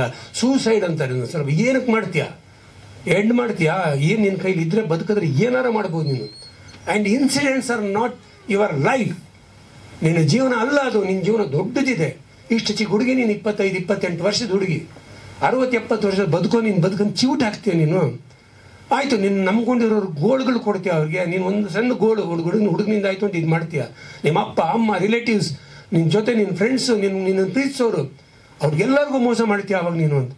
ಅಂತ ಅವ್ರಿಗೊಂದು ಸ್ವಲ್ಪ ರಿಯಲೈಸ್ ಮಾಡ್ಸೋಕ್ಕೆ ಟ್ರೈ ಮಾಡ್ತೀನಿ. ಅದರಿಂದ ಅವ್ರು ಹೊರಗೆ ತರಕ್ಕೆ ನೋಡ್ತೀನಿ.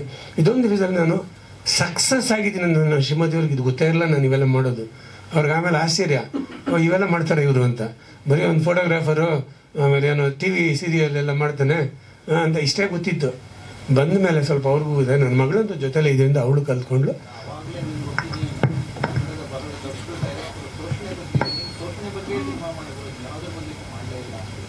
ಯಾವುದು? ಹಾಂ,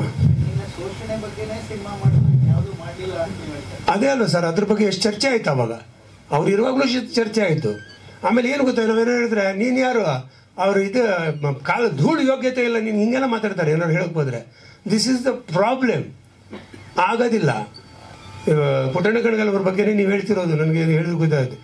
ನಾನು ಒಂದ್ಸಲ ಹೇಳೋಗಿ ಮಾತಾಡಿದೆ, ನೀನೇ ಸಾಕಿದಾಗಿನಿ ಹದ್ದಾಗಿ ಕುಕ್ಕಿತಲ್ಲೋ ಅಂತಾರೆ. ನಾನು ಅವ್ರ ಶ್ರೀಮತಿಯವ್ರ ಹತ್ರ ಕೇಳಿದೆ ಇದನ್ನು ಒಂದ್ಸಲ. ಮೇಡಮ್ ಈಗ ಹಾಡು ನನ್ನ ಪ್ರಕಾರ ಸ್ವಲ್ಪ ಅಂದರೆ ಅದು ಬಹುಶಃ ಗಣಪತಿಯವ್ರ ಜೊತೆ ಅವ್ರು ಮಾಡೋದು ಹೋದಾಗ ಕೇಳಿದೆ.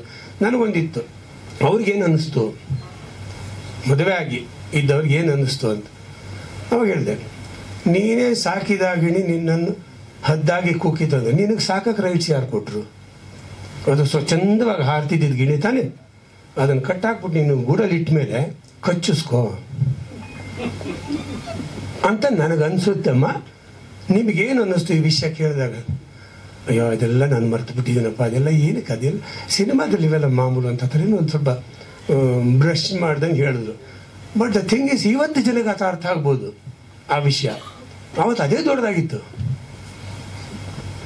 ಶೀಲಗೆಟ್ಟವಳು ಶರ್ಪಂಜರದಲ್ಲಿ ಬರುತ್ತೆ, ಇದು ಕೆಟ್ಟವಳು, ಅದು ಶೀಲಗೆಟ್ಟವಳು, ಓಕೆ ಶೀಲಗೆಟ್ಟವಳು, ನನ್ನ ಇವಳು ಮಾನಗೆಟ್ಟವಳು, ಮರ್ಯಾದೆ ಕೆಟ್ಟು ಎಲ್ಲ ಏನಕ್ಕೆ ಬಂತು ಅಲ್ಲಿ? ಮಾನ ಮರ್ಯಾದೆ ಬಂತು? ಚಾನ್ಸ್ ಕೊಡಬೇಕಿತ್ತು. ಇರಲಿ ಹೇಳಿದ್ದು ನನಗೆ ಎಲ್ಲರ ಬಗ್ಗೆ. ನೋಡಿ ಇವಾಗ ಪುಟ್ಟಣ್ಣ ಅಂತ ಟೆಕ್ನಿಷಿಯನ್ ಇಲ್ಲ, ಒಂದು ಯಾವುದನ್ನಾರು ಒಂದು ಕಪ್ಪು ಕಾಗಿನ ಬಿಳಿ ಕಾಗಿ ಅಂತ ಹೇಳ್ಬೇಕಾದ್ರೆ ಅವ್ರು ಹೇಳ್ತಾ ಇರ್ಬೇಕಾದ್ರೆ ಅದನ್ನು ಪವರ್ಫುಲ್ಲಾಗಿ ತೋರಿಸ್ತಾರೆ. ಬಟ್ ಆ ಪವರ್ಫುಲ್ಲಲ್ಲಿ ಆ ಎಸೆನ್ಸ್ ಏನು ಅಂತ ಅಷ್ಟೇ. ಸೊ ಎಲ್ಲರೂ ಅದಕ್ಕೆ ಈ ಟೀಕೆಗಳು ಮಾಡ್ತೀನಿ, ನಾನು ಜಾಸ್ತಿ ಮಾತಾಡಲ್ಲ. ಮತ್ತೇನು ವಿಷಯ ಬಂತು ಹೇಳಿದೆ, ಎಲ್ಲ ಆವಾಗ ಆಯಾ ಕಾಲದ್ದು. ಅಂದರೆ ಒಂದು ಬದಲಾಯಿಸುವ ಅಂತ ನೀವು ರಿಯಲ್ ಲೈಫಲ್ಲಿ ಏನು ಮಾಡ್ತಿದ್ದೀರಿ ಆ ಥರದ ಒಂದು ಪಾತ್ರ ಸಿನಿಮಾದಲ್ಲೂ ಬರುತ್ತಾ? ಬಂದರೆ ಯಾರು ಮಾಡಿದ್ರು? ನಾನು ಮಾಡೋ ಥರ ಪಾತ್ರ ರಿಯಲ್ ಲೈಫಲ್ಲಿ ನೀವೇನು ಮಾಡಿಲ್ಲ? ಇಲ್ಲ, ನಾನು ಅದನ್ನು ಮಾಡಿಲ್ಲ. ಬಟ್ ಏನು ಮಾಡಿದ್ದೀನಿ ಅಂದರೆ, ಆಮೇಲೆ ನೋಡಿ ಇವಾಗ ಒಂದು ದ ಥಿಂಗ್ ಈಸ್, ಅಕಾಡೆಮಿಕ್ ಆಗಿ ನಾನು ಮಾಡೋ ಕೆಲಸಕ್ಕೆ ಬೆಲೆ ಇಲ್ಲ. ನಾನು ಅದನ್ನು ಸೈಕಾಲಜಿ ಕಲ್ತಿಲ್ಲ, ಸೈಕಾಲಜಿಸ್ಟ್ ಅಲ್ಲ, ಸೈಕಾಟ್ರಿಸ್ಟ್ ಅಲ್ಲ. ನನ್ನ ಮಗಳು ಸೈಕಾಲಜಿಸ್ಟ್, ಕ್ಲಿನಿಕಲ್ ಸೈಕಾಲಜಿಸ್ಟ್ ಅವಳು. ನನಗೆ ಆ ಹಕ್ಕಿಲ್ಲ. ಆದ್ದರಿಂದ ಈಗ ನನ್ನನ್ನು ನಾನು ತೋರ್ಸೋಕ್ಕಲ್ಲ. ನಾನು ಏನು ಮಾಡಿದ್ದೀನಿ, ಸಿನಿಮಾದಲ್ಲೊಬ್ಬ ಸೈಕಾಟ್ರಿಸ್ಟಾಗಿ ಆ್ಯಕ್ಟ್ ಮಾಡಿದ್ದೀನಿ, ಆಕೆ ನನ್ನ ಅಸಿಸ್ಟೆಂಟಾಗಿ ಆ್ಯಕ್ಟ್ ಮಾಡಿದ್ದಾರೆ. ಅಷ್ಟರ ಮಟ್ಟಿಗೆ ನಾನು ಇದನ್ನು ಉಪಯೋಗಿಸ್ಕೊಂಡಿದ್ದೀನಿ.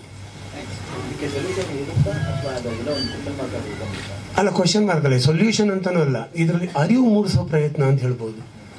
ಈಗ ನೀವು ಮಾಡಿದ ತಪ್ಪಿಗೆ ಶಿಕ್ಷೆ ಆಗದೆ ಇರೋಕ್ಕೆ ಸಾಧ್ಯನೇ ಇಲ್ಲ ಅಲ್ವಾ?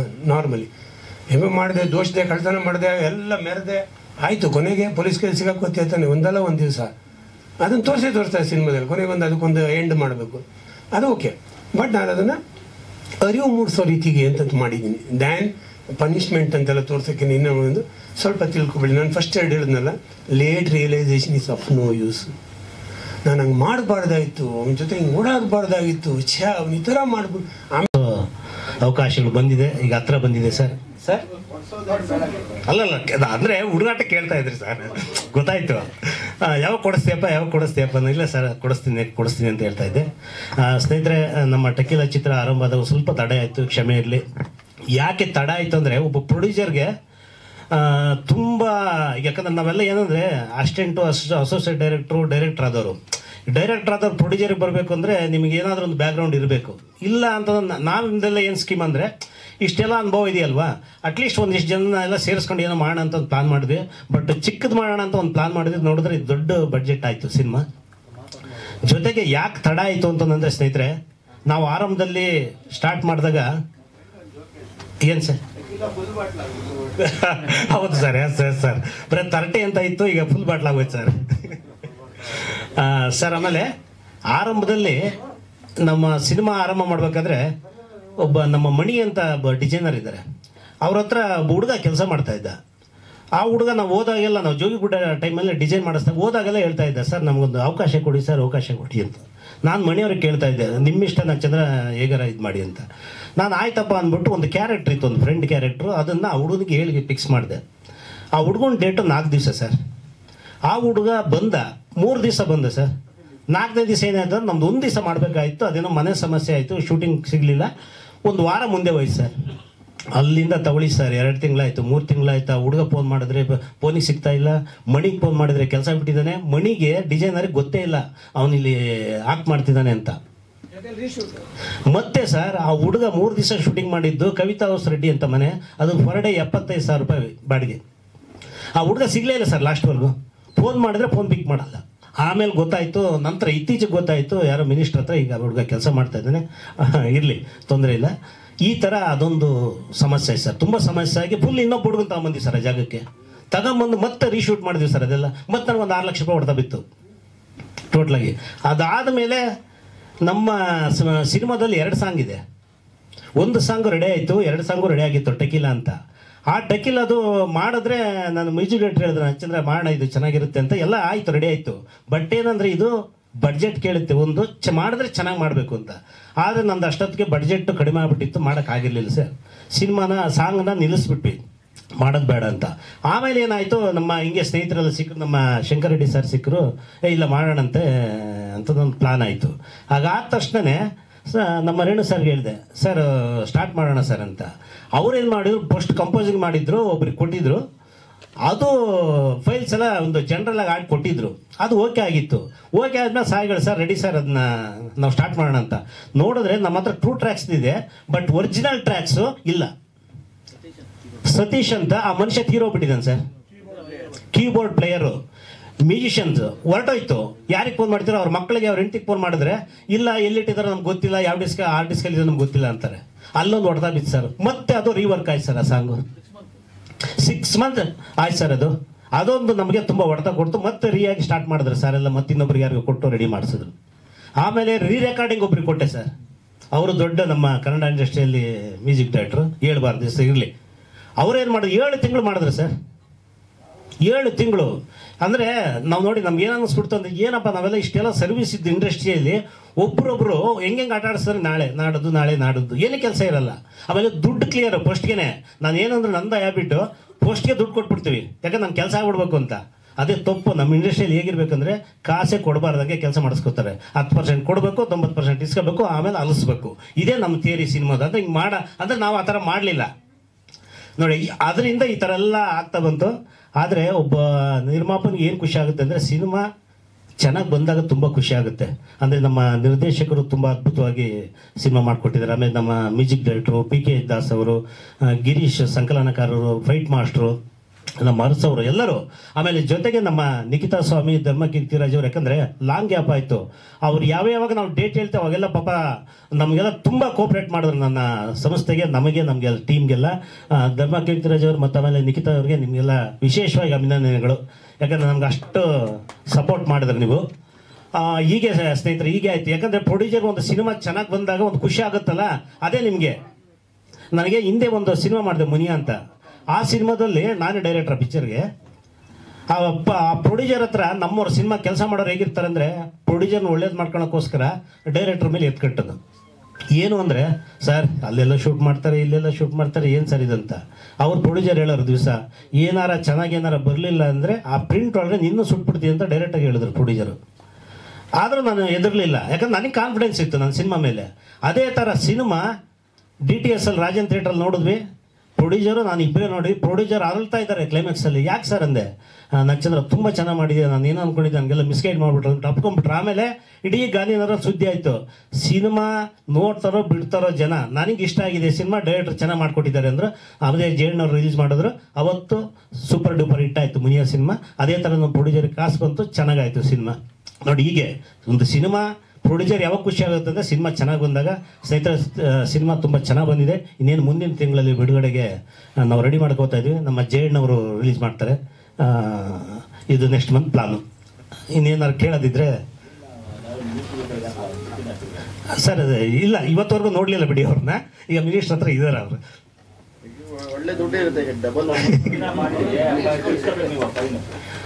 ಸರ್ ಈಗ ಎಲ್ಲಿ ಹುಡುಗ, ಅದೇ ಹೇಳಿದ್ಲ ನಮ್ದು ಹೆಂಗೆ ಅಲ್ಲ ಇದ್ರಲ್ಲಿ ಗೊತ್ತಿದೆ ಸರ್. ಈಗ ಎಲ್ಲಿ ಹುಡ್ಕೊಂಡು ಹೋಗೋದು ಮಾಡೋದು, ಇಲ್ಲೆಲ್ಲೋ ಇರ್ತಾರೆ. ನಾವು ಹೋದಾಗ 1-2 ಸಾರಿ ಹೋದ್ವಿ, ಇದ್ರ ಒಳಗಡೆ ಸಿಗಲಿಲ್ಲ.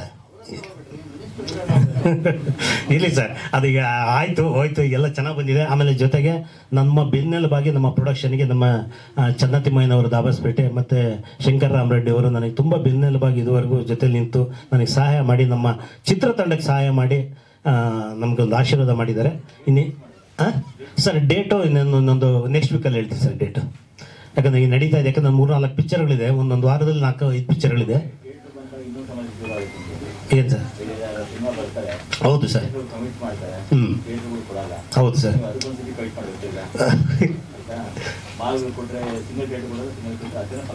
ಹೌದು ಸರ್. ಹೌದು ಸರ್.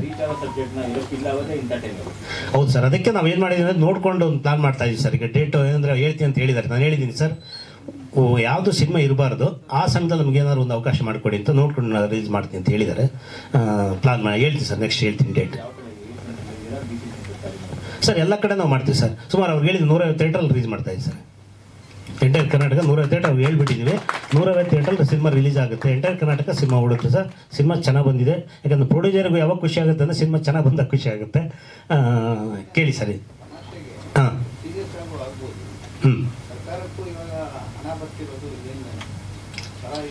ಹೌದು ಸರ್. ಇಲ್ಲ ಸರ್, ಅದು ನಾವು ಅಂದರೆ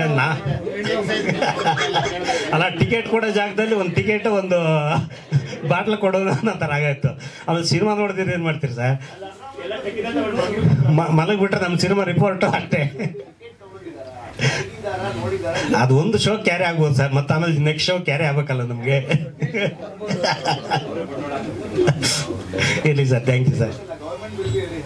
ಅಲ್ಲ ಗೌರ್ಮೆಂಟ್ ಹ್ಯಾಪಿ ಇದೆ ಸರ್, ಅದರಿಂದ ರೆವಿನ್ಯೂ ಬರ್ತಾ ಇರುತ್ತೆ ಸರ್ಕಾರಕ್ಕೆ. ಅದೇ ಇಲ್ಲ, ನಾವು ಆ ಥರ ಮಾಡೋಕ್ಕಾಗಲ್ಲ. ಒಂದು ಮೆಸೇಜ್ ಇರುತ್ತೆ, ನಾವು ಸಿನಿಮಾದ ಒಂದು ಮೆಸೇಜ್. ಹಾಂ ಮಾಡ್ತೀವಿ ಸರ್, ಖಂಡಿತ. ಓಕೆ ಸರ್, ಓಕೆ ಸರ್, ಮಾಡ್ತೀವಿ ಸರ್. ಇನ್ನೇನಾರ ಪ್ರಶ್ನೆಗಳಿದ್ರೆ ಕೇಳ್ಬೋದು ಸರ್. ಓಕೆ ಸರ್, ಅದೇ ಥ್ಯಾಂಕ್ ಯು. ಹಾಂ ಆಯ್ತು ಸರ್, ಥ್ಯಾಂಕ್ ಯು ಸರ್. ದುಡ್ಡು ಬರಬೇಕಂದ್ರೆ ನೀವೆಲ್ಲ ನಮ್ಮ ಸಹಕಾರ ಕೊಡಬೇಕು, ಎಲ್ಲ ಪತ್ರಿಕಾ ಸ್ನೇಹಿತರು.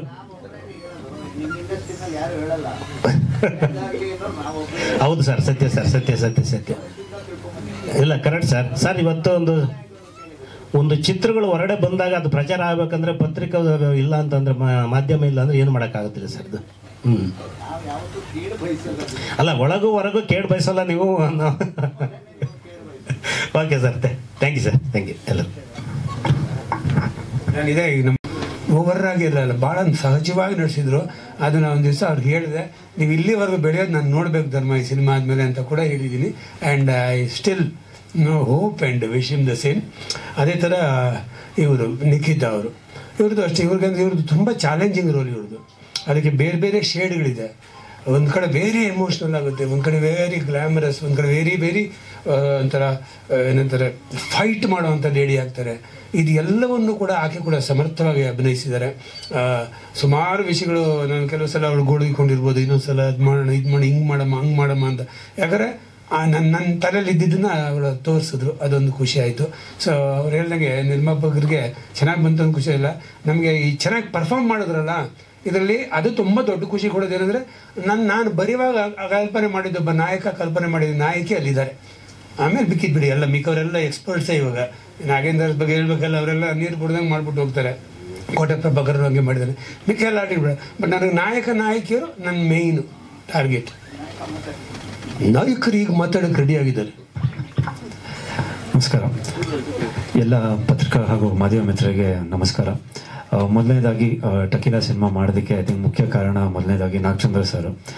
ನನ್ನ ಮತ್ತು ಅವರ ಒಂದು ಜರ್ನಿ ಐ ಥಿಂಕ್ ಜೋಯಿಗುಡ್ಡ ಸಿನಿಮಾ ಅದು ತುಂಬ ಕಷ್ಟಪಟ್ಟು ಮಾಡಿರೋದು ಒಂದು ಸಿನಿಮಾ.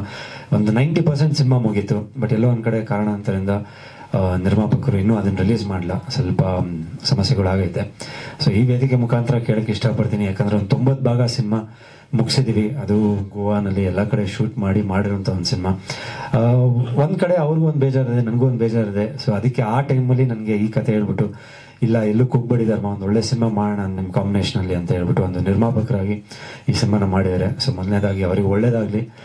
ಈ ಸಿನಿಮಾ ಮುಖಾಂತರ ಕನ್ನಡ ಚಿತ್ರರಂಗದಲ್ಲಿ ಒಂದು ದೊಡ್ಡ ನಿರ್ಮಾಪಕರಾಗಬೇಕು ಇವರು ಅಂತ ನಂಗೊಂದು ಆಸೆ. ಯಾಕಂದರೆ ತುಂಬ ಕಷ್ಟ ನೋಡ್ಕೊಂಡು ಬಂದಿರೋದು. ಆ್ಯಂಡ್ ಅವ್ರು ಅವಾಗಲೇ ಹೇಳ್ದಂಗೆ ಮುನಿಯಾ ಸಿನಿಮಾ ಒಂದು ಹಿಟ್ ಕೊಟ್ಟಾದ್ಮೇಲೆ ಒಂದು ಕೆಲವು ಸಿನಿಮಾಗಳು ಅವ್ರಿಗೂ ಕೈ ಹಿಡಿಲಿಲ್ಲ. ಸೊ ಇದ್ರ ಮುಖಾಂತರ ಮತ್ತೆ ಕನ್ನಡ ಚಿತ್ರರಂಗದಲ್ಲಿ ಒಂದೊಳ್ಳೆ ಹೆಸರು ಬರಲಿ ಅಂತ ಕೇಳ್ಕೊತೀನಿ. ಹಾಗೂ ಪ್ರವೀಣ್ ನಾಯಕ್ ಸರ್ ಜೊತೆ ಕೆಲಸ ಮಾಡಿದ್ವಿ. ಐ ಥಿಂಕ್ ನಮ್ಮ ತಂದೆಯವರಿಗೆ ನಾನು ಹೇಳಿದ ತಕ್ಷಣ ಪ್ರವೀಣ್ ನಾಯಕ್ ಸರ್ ಸಿನಿಮಾ ಮಾಡ್ತೀನಿ, ಹಿಂಗೆ ಮಾತುಕತೆ ಆಗ್ತಿದೆ ಅಂತ.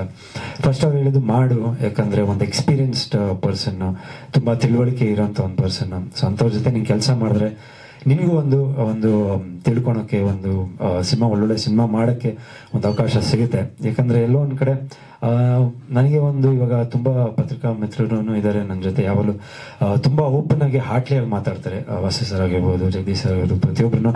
I think Manu sir, Mokshananda sir, everybody, Nagesh sir, I think they all ಯಾಕೆ ಧರ್ಮ ಸರಿಯಾಗಿ ಆಯ್ಕೆಗಳು ಮಾಡ್ತಿಲ್ಲ ಸಿನಿಮಾ, ಒಳ್ಳೆ ಸಿನಿಮಾಗಳು ಮಾಡು, ಸ್ವಲ್ಪ ನಿಂಗೆ ಒಂದು ಒಳ್ಳೆ ಟ್ಯಾಲೆಂಟ್ ಇದೆ, ಬಟ್ ಎಲ್ಲೋ ಒಂದು ಕಡೆ ಕುಗ್ತಿದ್ಯಾ, ನಾವೇನೋ ಎಕ್ಸ್ಪೆಕ್ಟ್ ಮಾಡ್ತಾ ಇರ್ತೀವಿ, ಒಂದು ಒಳ್ಳೆ ಸಿನಿಮಾ ಮಾಡ್ತೀಯಾ, ಎಲ್ಲೋ ಒಂದು ಹಿಟ್ ಆಗುತ್ತೆ, ನಿಮ್ಮ ತಂದೆಯವ್ರ ಹೆಸರನ್ನ ಇನ್ನೊಂದು ಸ್ವಲ್ಪ ನೀನು ಚೆನ್ನಾಗಿ ಇದು ಮಾಡ್ತೀಯ ಅಂತ. ಬಟ್ ಎಲ್ಲೋ ಐ ಥಿಂಕ್ ಒಂದು ಕತೆ ಹೇಳೋ ಟೈಮಲ್ಲಿ ಇಲ್ಲ ಸ್ಟಾರ್ಟ್ ಮಾಡಿದಾಗ ಒಂಥರ ಇರುತ್ತೆ, ಆಮೇಲೆ ಪಬ್ಲಿಸಿಟಿ ಇರಲ್ಲ, ಒಂದೊಂದ್ಸಲಿ ಸಿನಿಮಾ ಹಾಗೆ ರಿಲೀಸ್ ಮಾಡ್ಬಿಡ್ತಾರೆ. ಫಾರ್ ಎಕ್ಸಾಂಪಲ್ ನನ್ನ ಸಿನಿಮಾ ರಾನಿ ಅಂತ ಒಂದು ಸಿನಿಮಾ ಹೋದ ವರ್ಷ ರಿಲೀಸ್ ಆದಾಗ ಆ್ಯಕ್ಚುಲಿ ತುಂಬ ಚೆನ್ನಾಗಿ ಬಂದಿತ್ತು ಸಿನಿಮಾ. ನಮ್ಮ ತಂದೆಯವರು ತುಂಬ ವರ್ಷಗಳ ನಂತರ ಆ ಸಿನಿಮಾ ನೋಡಿ ತುಂಬ ಚೆನ್ನಾಗಿ ಮಾಡಿದ್ಯಾ, ತುಂಬ ಒಂದು ಒಳ್ಳೆ ಆ್ಯಕ್ಟಿಂಗ್ ಆಗಿರ್ಬೋದು, ಕತೆ ಆಗಿರ್ಬೋದು, ಬಟ್ ಎಲ್ಲೋ ಒಂದು ಕಡೆ ಜನಕ್ಕೆ ರೀಚ್ ಆಗಲಿಲ್ಲ. ಸೊ ಆ ಟೈಮಲ್ಲಿ ಭಾಳ ಬೇಜಾರಾಯಿತು. ಸೊ ಐ ಥಿಂಕ್ ಅದಕ್ಕೆಲ್ಲ ಒಂದು ಟಕೀಲಾ ಅನ್ನೋ ಒಂದು ಸಿನಿಮಾ ಸರ್ ಜೊತೆ ಮಾಡಿದ್ದು, ಪ್ರವೀಣ್ ನಾಯಕ್ ಸರ್ ಜೊತೆ ಮಾಡಿದ್ದು, ಎಲ್ಲೋ ಒಂದು ಕಡೆ I think I am back on track. ಒಂದು ಮೇಕಿಂಗ್ ವೈಸ್ ಆಗಿರ್ಬೋದು, ಯಾಕಂದರೆ PKS ದಾಸ್ ಸರ್ ಒಂದು ಒಳ್ಳೆ ಸೀನಿಯರ್ ಕ್ಯಾಮ್ರಾಮನ್. ಸೊ ಅವ್ರೂ ಅಷ್ಟೇ ಒಂದು ಕೆಲವು ಫ್ರೇಮ್ಗಳಂತೂ ನಮ್ಮ DI ಬೇಕಾಗಿಲ್ಲ, ಮಾನಿಟರ್ ನೋಡಿದ್ರೆ DI ಬೇಕಾಗಿಲ್ಲ, ಅಂಥ ಅದ್ಭುತವಾದ ಲೈಟಿಂಗಲ್ಲಿ ನನ್ನ ತೋರಿಸಿದ್ದಾರೆ. ಆಮೇಲೆ ಆ್ಯಕ್ಟಿಂಗ್ ವೈಸ್ ಎಸ್ ನಿಖಿತಾನು ಅಷ್ಟೇ. ಸೊ ಐ ಥಿಂಕ್ ಈ ಸಿನಿಮಾ ಮುಖಾಂತರ ಐ ಥಿಂಕ್ ಒಂದು ಫೇಸ್ ಆಫ್ ಮೈ ಲೈಫ್ ಒಂದು ಸ್ಟಾರ್ಟ್ ಆಗ್ಬೋದು ಅಂತ ನಂಗೆ ಒಂದು ಭರವಸೆ ಇದೆ. ಅದೇ ಥರ ಅವ್ರೂ ಅಷ್ಟೇ ಒಳ್ಳೆ ಪ್ರಮೋಷನ್ ಮಾಡೋಣ, ಸಿನಿಮಾನ ಅದ್ಭುತವಾಗಿ ರಿಲೀಸ್ ಮಾಡೋಣ ಅಂತ ಜಯಣ್ಣ ಅವ್ರ ಹತ್ರ ಎಲ್ಲ ಮಾತಾಡಿದ್ದಾರೆ. ಸೊ ಐ ಥಿಂಕ್ ಮೇ ಎಂಡಲ್ಲಿ ಇಲ್ಲ ಮಿಡ್ಡಲ್ಲಿ ರಿಲೀಸ್ ಮಾಡೋಣ ಅಂತಲೂ ಪ್ಲ್ಯಾನ್ ಇದೆ. ಸೊ ಇದರಲ್ಲಿ ನಿಖಿತಾ ಜೊತೆ ಒಂದು combination. So I think it was very nice working with, wonderful working with. ಯಾಕಂದರೆ ಸರ್ ಹೇಳ್ದಂಗೆ ಒಂದಷ್ಟು ಬೋಲ್ಡ್ ಸೀನ್ಸ್ ಅಂತ ಅಂದಿದೆ, ಬಟ್ ಏನಕ್ಕೆ ಬೇಕು ಅಂದರೆ ಅದು ಒಲ್ಗರಾಗಿ ತೋರಿಸೋದಂತ ಅಲ್ಲ, ಬಟ್ ಕತೆಗೆ ಬೇಕಾಗಿರೋ ಒಂದು ಕೆಲವು ಸೀನ್ಸ್ಗಳು ಅವರೇ ಆ್ಯಕ್ಟ್ ಮಾಡಿ, ಧರ್ಮ ನೀವು ಹಿಂಗೆ ಮಾಡಿದ್ರೆ ಚೆನ್ನಾಗಿರುತ್ತೆ, ಈ ಥರ ತುಂಬ ಅದು ಬಿಟ್ಬಿಡಿ, ಆ ಚಳಿ ಬಿಟ್ಬಿಡಿ, ಮೈ ಚಳಿ ಬಿಡಿ, ಹಿಂಗೆ ಮಾಡಿದ್ರೆ ಚೆನ್ನಾಗಿರುತ್ತೆ, ಬರೀ ನಿಮ್ದು ಅದೇ ಇಮೇಜ್ನ ಬಿಟ್ಟು ಈ ಥರ ಒಂದು ವರ್ಕ್ ಮಾಡಿದ್ರೆ ಚೆನ್ನಾಗಿರುತ್ತೆ ಅಂತ. ಸೊ ಐ ಥಿಂಕ್ ಈ ಸಿನಿಮಾನಲ್ಲಿ ಅದು she is also been very sportive ಆ ನಿಟ್ಟಲ್ಲಿ. ಆ್ಯಂಡ್ ಒಂದು ಕಾಂಬಿನೇಷನ್ ಚೆನ್ನಾಗಿದೆ ನಮ್ಮಿಬ್ರದ್ದು.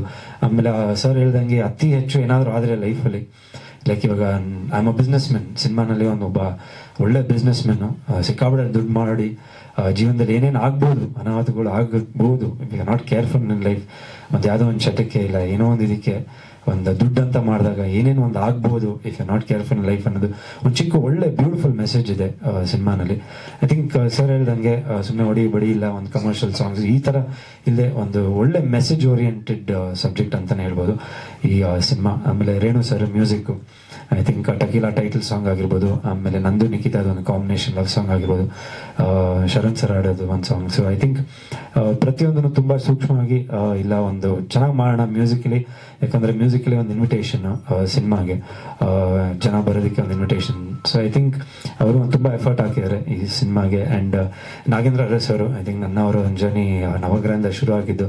ಸೊ ಇವತ್ತು ಅವ್ರ ಜೊತೆ ಆ್ಯಕ್ಟ್ ಮಾಡಿದ್ದು ಒಂದು ತುಂಬ ಖುಷಿ ಕೊಟ್ಟಂಥ ಒಂದು ವಿಷಯ. ಆ್ಯಂಡ್ ಒಂದು ಸಿನಿಮಾನಲ್ಲಿ ಹೌದು ಫ್ರೆಂಡ್, ಬಟ್ ಅಲ್ಲಿ ಒಂದು ತಿರುವು ತೊಗೊಳುತ್ತೆ. ಸೊ ಸೆಕೆಂಡ್ ಹಾಫಲ್ಲಿ ಕ್ಲೈಮ್ಯಾಕ್ಸಲ್ಲಿ ಅದು ರೀಲ್ ಮಾಡೋಂಗಿಲ್ಲ. ಸೊ ಇದರಲ್ಲಿ ನಂಗೆ ಒಂದು 2 ಶೇಡ್ ಅಂತಲೇ ಹೇಳ್ಬೋದು ಸಿನಿಮಾಲ್ಲಿ.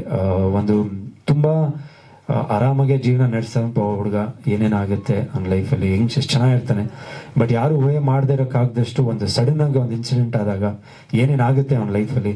I think that is Praveen Nayak sir ಅವ್ರು ತೋರಿಸಿರೋ ರೀತಿ ತುಂಬ ಚೆನ್ನಾಗಿದೆ. ಎಸ್ಪೆಷಲಿ ಕ್ಲೈಮ್ಯಾಕ್ಸಲ್ಲಿ ಎಲ್ಲೋ ಒಂದು ಕಡೆ ನಮ್ಮ ತಂದೆಯವ್ರದ್ದು ಚಿತ್ರಲೇಖ ಸಿನಿಮಾ ನನಗೆ ಸ್ಫೂರ್ತಿ ಆಗಿದೆ. ಯಾಕಂದರೆ ನಾನು ಶೂಟ್ ಮಾಡುವಾಗ ಸರ್ ಹೇಳ್ತಾಯಿದ್ರು, ನಾಗಚಂದ್ರ ಸರ್ ಹೇಳ್ತಾಯಿದ್ರು, ನಿಮ್ಮ ತಂದೆಯವ್ರ ಸಿನಿಮಾ ಜ್ಞಾಪಕ ಮಾಡ್ಕೊಳ್ಳಿ, ಅವ್ರ ಆ್ಯಕ್ಟಿಂಗು, ಅವರಿದು ಆ ಪರ್ಫಾರ್ಮೆನ್ಸು, ಆ ಕ್ಲೈಮ್ಯಾಕ್ಸಲ್ಲಿ ಅವರು ನಮ್ಮ ತಂದೆಯವ್ರು ಮಾಡ್ತಾಯಿದ್ರು ಮಂದಾಕಿನಿ ಅಂತ ಅವ್ರು ಬಂದಾಗ ಎಷ್ಟು ಚೆನ್ನಾಗಿರ್ತಾಯಿದ್ದು ಆ ಸ್ಕ್ರೀನಲ್ಲಿ ನೋಡೋಕ್ಕೆ. ಅದನ್ನೆಲ್ಲ ಸ್ವಲ್ಪ ನೆನೆಸ್ಕೊಂಡಿದ್ದಾರಮ್ಮ, ಲೈಕ್ ಹೌ ಅವ್ರು ಪರ್ಫಾರ್ಮ್ ಮಾಡಿದ್ದು. I think that will help you, ಈ ಸಿನಿಮಾ ನಿನಗೆ ತುಂಬ ಹೆಲ್ಪ್ ಆಗುತ್ತೆ ಅಂತ. ಬಟ್ ಹೌದು ಅದನ್ನೆಲ್ಲ ಒಂದು ಸ್ವಲ್ಪ ಹೋಮ್ವರ್ಕ್ ಮಾಡಿ ಆ ಕ್ಲೈಮ್ಯಾಕ್ಸ್ ಎಲ್ಲ ಶೂಟ್ ಮಾಡಿದಾಗ ಐ ಥಿಂಕ್ ತುಂಬ ಚೆನ್ನಾಗಿತ್ತು ಔಟ್ಪುಟ್ಟು. ಆ್ಯಂಡ್ ಡಬ್ಬಿಂಗ್ ಮಾಡೋಗ್ಲೂ ನೋಡಿದೆ ಸಿನಿಮಾ. ಸೊ ಎಲ್ಲ ಒಳ್ಳೇದಾಗಲಿ. I mean I'm really happy to work with this wonderful team. ಹಾಗೂ ನಿರ್ಮಾಪಕರು, ಸಹ ನಿರ್ಮಾಪಕರು Shankar sir, thank you sir, thank you so much ನಿಮ್ಮ ಸಪೋರ್ಟ್ ಮಾಡ್ತಾ ಇರೋದಕ್ಕೆ. ಯಾಕಂದರೆ ನಾಗಚಂದ್ರ ಸರ್ ಹೇಳ್ದಂಗೆ ಒಂದು ಕರೆಕ್ಟ್ ಟೈಮಿಗೆ ನೀವೊಂದು ಬಂದು ನಮಗೆ ಒಂದು ಸಪೋರ್ಟ್ ಮಾಡ್ತಾಯಿರ. And thank you so much. And ಹಾಗೆ ನಮ್ಮ ಸುನೀಲು, ಐ ಥಿಂಕ್ ಇದನ್ನ ಮುಂಚೆ ಸರ್ ಜೊತೆ ನಾಗಚಂದ್ರ ಸರ್ ಜೊತೆ ಸಿನಿಮಾ ಮಾಡಿದರು.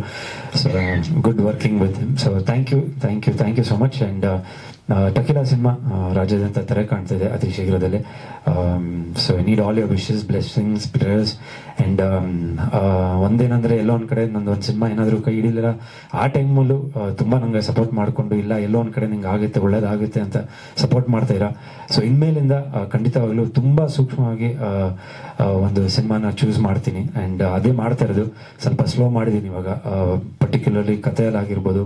ಆ್ಯಂಡ್ ಪ್ರತಿಯೊಂದು ಮೇಕಿಂಗಲ್ಲಿ ಆಗಿರ್ಬೋದು ಐ ಥಿಂಕ್ ತುಂಬ ಒಂದು ಪ್ಲ್ಯಾನ್ ಮಾಡಿ ಸಿನಿಮಾಗಳು ಮಾಡ್ತಾ ಇನ್ನು ಮುಂದೆ. So thank you so much. And first ನಾನು ಈ ಟೀಮ್ ಮೀಟ್ ಮಾಡೋದಕ್ಕೆ ಕಾರಣ ತೇಜೇಶ್ವರ್ ಅವರು. ಬಿಕಾಸ್ ನಾಗಚಂದ್ರ ಸರ್ಗೆ ನನಗೆ ಪರಿಚಯ ಮಾಡಿಸಿ ನನಗೆ ಕತೆ ಹೇಳಿದಾಗ ತುಂಬ ಚಾಲೆಂಜಿಂಗ್ ಆಗಿತ್ತು.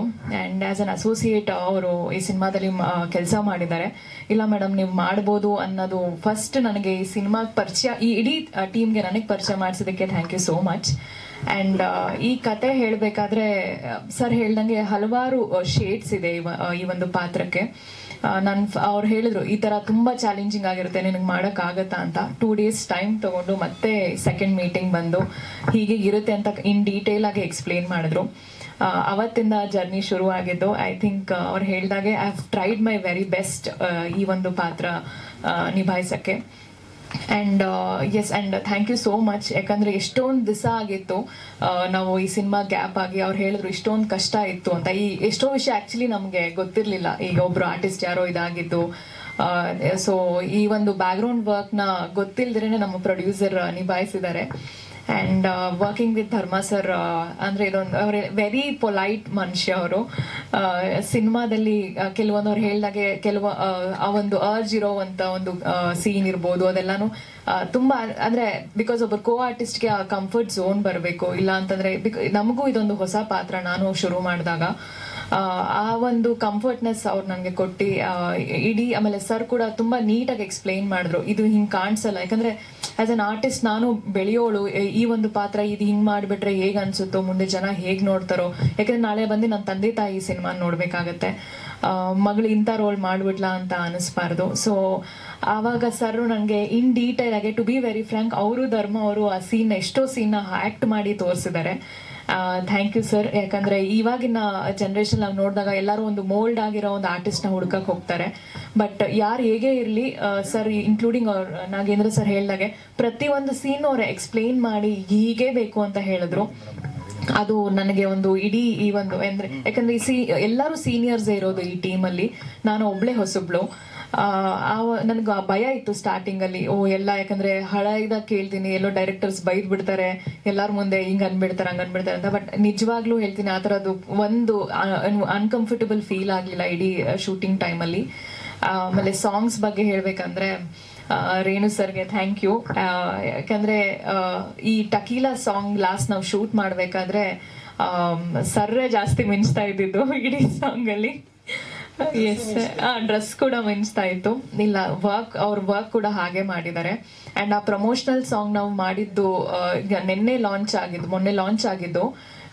ಏನಂತ ಆಲ್ರೆಡಿ ನನಗೆ ಇಷ್ಟು ಬರೋಷ್ಟೊತ್ತಲ್ಲಿ ಈ ಸಾಂಗ್ ಇನ್ನು ಎಲ್ಲಿ ನೀವು ಬರೀ ನಾವು ಸೋಷಿಯಲ್ ಮೀಡಿಯಾಸಲ್ಲಿ ನಮ್ಮ A2 ಇದರಲ್ಲಿ ಪಬ್ಲಿಸಿಟಿ ಮಾಡ್ಕೊಂಡು ಹೋಗಿತ್ತು. Sir already more than 1.5 lakhs cross ಆಗಿದೆ. ಆ್ಯಂಡ್ ವೆರಿ ಆರ್ಗ್ಯಾನಿಕ್ಲಿ, ಎಲ್ಲೂ ಯಾರು ಬೂಸ್ಟ್ ಮಾಡಿ ಅಥವಾ ಏನೂ ಆ ಥರ ಆಗಿಲ್ಲ. ಈ ಥರ ಒಂದು ಜೆನ್ಯೂನ್ ಆಗಿ ಬಂದಾಗ ನಮಗೆ ಸೋಷಿಯಲ್ ಮೀಡಿಯಾದಲ್ಲಿ ಎಲ್ಲ ಕಮೆಂಟ್ಸ್ಗಳು ಆಲ್ರೆಡಿ ಶುರು ಆಗ್ತಾ ಇದೆ ಈ ಸಾಂಗ್ ಬಗ್ಗೆ. ಆ್ಯಂಡ್ ಈ ಟೀಮ್ ಆಲ್ರೆಡಿ ಯಾವಾಗ ರಿಲೀಸು ಎಲ್ಲರೂ ಇದೇ ಥರ ಮಾತು ಕೇಳ್ತಿದ್ದಾರೆ. And thank you. ನನಗೆ ತುಂಬಾ ಬ್ಲೆಸ್ಡ್ ಅನಿಸುತ್ತೆ ಬಿಕಾಸ್ ಈ ಒಂದು ಟೀಮ್ ಸಿಗೋದಕ್ಕೆ. ಈ ಥರ ಒಂದು ಟೆಕ್ನಿಷಿಯನ್ಸ್ ಆಗಲಿ ಎಲ್ಲ ಸೀನಿಯರ್ ಅವ್ರ ಜೊತೆ ನನಗೆ ಆ್ಯಕ್ಟ್ ಮಾಡೋದಕ್ಕೆ ಅವಕಾಶ ಕೊಟ್ಟಿದ್ದಕ್ಕೆ ಇಡೀ ನನ್ನ ಟೀಮ್ಗೆ ಥ್ಯಾಂಕ್ ಯು. ಎಸ್, ನಾವು ನೆಕ್ಸ್ಟ್ ಮಂತ್ ಮಿಡ್ ವೀಕ್ ಅವ್ರ ಎಂಡಲ್ಲಿ ಬರ್ತಾ ಇದ್ದೀವಿ. ನಿಮ್ಮ ಸಪೋರ್ಟ್ ಹೀಗೆ ಇರಲಿ ಅಂತ ಕೇಳ್ಕೊಳ್ತೀನಿ. ಎಲ್ಲರೂ ಸೀನಿಯರು ಅಂತ ಹೇಳ್ಬಿಟ್ಟು ಭಾಳ ಒಂಥರ ಬೇಜಾರಾಗುತ್ತೆ ನನಗೆ. ಎಲ್ಲ ಇಂಟ್ರೆಸ್ಟ್ ಸಿಕ್ಕುವಾಗ ಚೆನ್ನಾಗಿರುತ್ತೆ, ಒಂದು 0.5% ಜಾಸ್ತಿ ಇದೆ. ಬಟ್ ನಾನು ಇನ್ನೂ ಹೆಂಗಾಗಿದ್ದೀನಿ ಅಂತ ನನ್ನ ಹೆಂಡತಿ ಮುಂದೆ ಏನೇನು ಪಾಪ ಪ್ಲ್ಯಾನ್ ಮಾಡ್ತೀನಿ, ಸೀನಿಯರು ಅಂದ್ಬಿಟ್ಟು ನಮ್ಮನ್ನು ಡೌನ್ ಮಾಡಿದ್ದಾರೆ. ಏನೇ ಈಗ ಎಲ್ಲ ಬಂದಿರೋ ಎಲ್ಲರಿಗೂ, ವಿಶೇಷವಾಗಿ ಪತ್ರಿಕಾ ಪ್ರತಿನಿಧಿಗಳು, ಮಾಧ್ಯಮದವರು, ಯಾಕಂದರೆ ಅವರು ಎಲ್ಲರಿಗೂ ನಾನು ಕೆಲಸ ಮಾಡೋಕೆ ಗೊತ್ತು. Time is very very important. ತುಂಬ ಅದಕ್ಕೆ ಮಹತ್ವ ಇದೆ, ಬೆಲೆ ಇದೆ. ಏನೋ ಒಂದು ಮಾಡಬೇಕಾಗಿರುತ್ತೆ, ಏನೋ ಕೆಲಸಗಳು ಬಾಕಿ ಇರುತ್ತೆ. ಓಡ್ತಾ ಇದ್ದೆ ನಾನು ರೂಪತರ ಸ್ಟಾಫ್ ಆದಾಗ 20 ಆರ್ಟಿಕಲ್ ಬರ್ಕೊಡ್ಬೇಕು ನೀನು ಅಂತ ಕೂತ್ಬಿಟ್ರು. 20 ಒಂದು ಅರುಂಧತಿ ನಾಗ ನೋಡೋಕ್ಕಿಲ್ಲ, ಕಂಟ್ರಿ ಕ್ಲಬ್ಗೆ ಹೋಗ್ಬೇಕು. ಇಲ್ಲೂ ಆ ಗಡಿಬಿಡಿಗಳಲ್ಲಿ ಇಷ್ಟೆಲ್ಲ ವ್ಯವಧಾನದಿಂದ ಸಮಾಧಾನದಿಂದ ಎಲ್ಲ ಟೈಮ್ ಮಾಡ್ಕೊಂಡು ಬಂದಿದ್ದೀರ. ಆಮೇಲೆ ನನ್ನ ವೃತ್ತಿ ಇದ್ದಿದ್ದು ಬರೆಯೋದಿತ್ತು, ಆದರೆ ಅದಕ್ಕಿಂತ ಹೆಚ್ಚಾಗಿ ಇಲ್ಲಿ 3 ಜನ ಕೂತಿದ್ದಾರೆ ನಮ್ಮ ಛಾಯಾಚಿತ್ರರು. ಇದನ್ನೇ ನಾನು ಭಾಳ ನೆಚ್ಚಿಕೊಂಡು ಭಾಳ ಪ್ರೀತಿಯಿಂದ ಭಾಳ ಇಷ್ಟಪಟ್ಟು ಮಾಡಿದ್ದು. ಸ್ಟಾರ್ಡಸ್ಟ್ವರೆಗೂ ಹೋಗ್ಬಿಟ್ಟು ಟೈಮ್ಸ್ ಆಫ್ ಇಂಡಿಯಾಗೂ ವರ್ಕ್ ಮಾಡೋವರೆಗೂ ನನಗೆ ಈ ಕನ್ನಡ ಇದು ಕರ್ಕೊಂಡೋಯ್ತು. ಸೊ ನಿಮ್ಮ ಛಾಯಾಗ್ರಾಹಕರಿಗೂ ನನ್ನ ವಿಶೇಷವಾದ ನಮಸ್ಕಾರಗಳು. ನಾಗೇಶ್ ಕುಮಾರ್ ಅಂತೂ ಪಾಪ ಅವರ ಮನೆಯಲ್ಲಿ ಬೇರೆ ಬೇರೆ ಕಷ್ಟಗಳಿದ್ದಾವೆ, ಬೇರೆ ಬೇರೆ ತೊಂದರೆಗಳಿದ್ದಾರೆ, ಆದರೂ ಇಲ್ಲ ಕಣ ಬರ್ತೀವಿ ಅಂತ ಬಂದಿದ್ದಾರೆ. ಅವರ ಕಷ್ಟಗಳು ನನಗೆ ಗೊತ್ತು ಏನು ಅಂತ, ಅದನ್ನೆಲ್ಲ ನಿಭಾಯಿಸ್ಕೊಂಡು ಬಂದಿದ್ದಾರೆ. ಸೊ ಎಲ್ಲರಿಗೂ ನಿಮ್ಮ ಸಮಯ ಕೊಟ್ಟಿದ್ದಕ್ಕೆ ಹಾಗೂ ನಮ್ಮ ಜೊತೆ ಕೂತ್ಕೊಂಡು ಇಷ್ಟೊತ್ತು ಎಲ್ಲ ವಿಷಯಗಳನ್ನ ಹಂಚ್ಕೊಂಡಿದ್ದೀವಿ. ಥ್ಯಾಂಕ್ ಯು, ಹೊಸದೊಂದು ಸಿಕ್ತು. ಓಕೆ, ಥ್ಯಾಂಕ್ ಯು ಎಲ್ಲರಿಗೂ, ಥ್ಯಾಂಕ್ ಯು ಸೋ ಮಚ್. ಇಲ್ಲ, ನಾಗೇಶ್ ಸರ್ಗೆ ಥ್ಯಾಂಕ್ಸ್ ಹೇಳೋಕ್ಕೆ ಇಷ್ಟಪಡ್ತೀನಿ. ತುಂಬ ದಿನಗಳ ನಂತರ ನನ್ನ ಪ್ರೆಸ್ ಮೀಟಿಗೆ ಬಂದಿರ ಸರ್ ಕರೆದಿದ್ದಕ್ಕೆ. ಯಾಕಂದರೆ ನಾನು ಫಸ್ಟು ಫೋಟೋಶೂಟ್ ಮಾಡಿದ್ದು ಚಿತ್ರರಂಗ ಬರೋಕ್ಕಿಂತ ಮುಂಚೆ ನಾಗೇಶ್ ಸರ್. ಆಗಲೇ ನಮ್ಮ ತಂದೆಯವ್ರಿಗೆ ಒಂದು ಮಾತು ಹೇಳಿದ್ರಿ, ಬಿಡಪ್ಪ ನಿಮ್ಮ ಮಗ ಒಂದು ಒಳ್ಳೆ ಹೀರೋ ಆಗ್ತಾನೆ ಕನ್ನಡ ಚಿತ್ರರಂಗದಲ್ಲಿ ಅಂತ. ಖಂಡಿತ ಆ ಮಾತನ್ನ ನಾನು ಉಳಿಸ್ಕೊತೀನಿ, ಮಾಡ್ತೀನಿ, ಒಳ್ಳೊಳ್ಳೆ ಸಿನಿಮಾಗಳು ಮಾಡ್ತೀನಿ. Thank you sir, thank you so much. ಸ್ನೇಹಿತರೆ ಎಲ್ಲರಿಗೂ ಧನ್ಯವಾದ. ಜೊತೆಗೆ ಒಂದು ವಿಶೇಷವಾಗಿ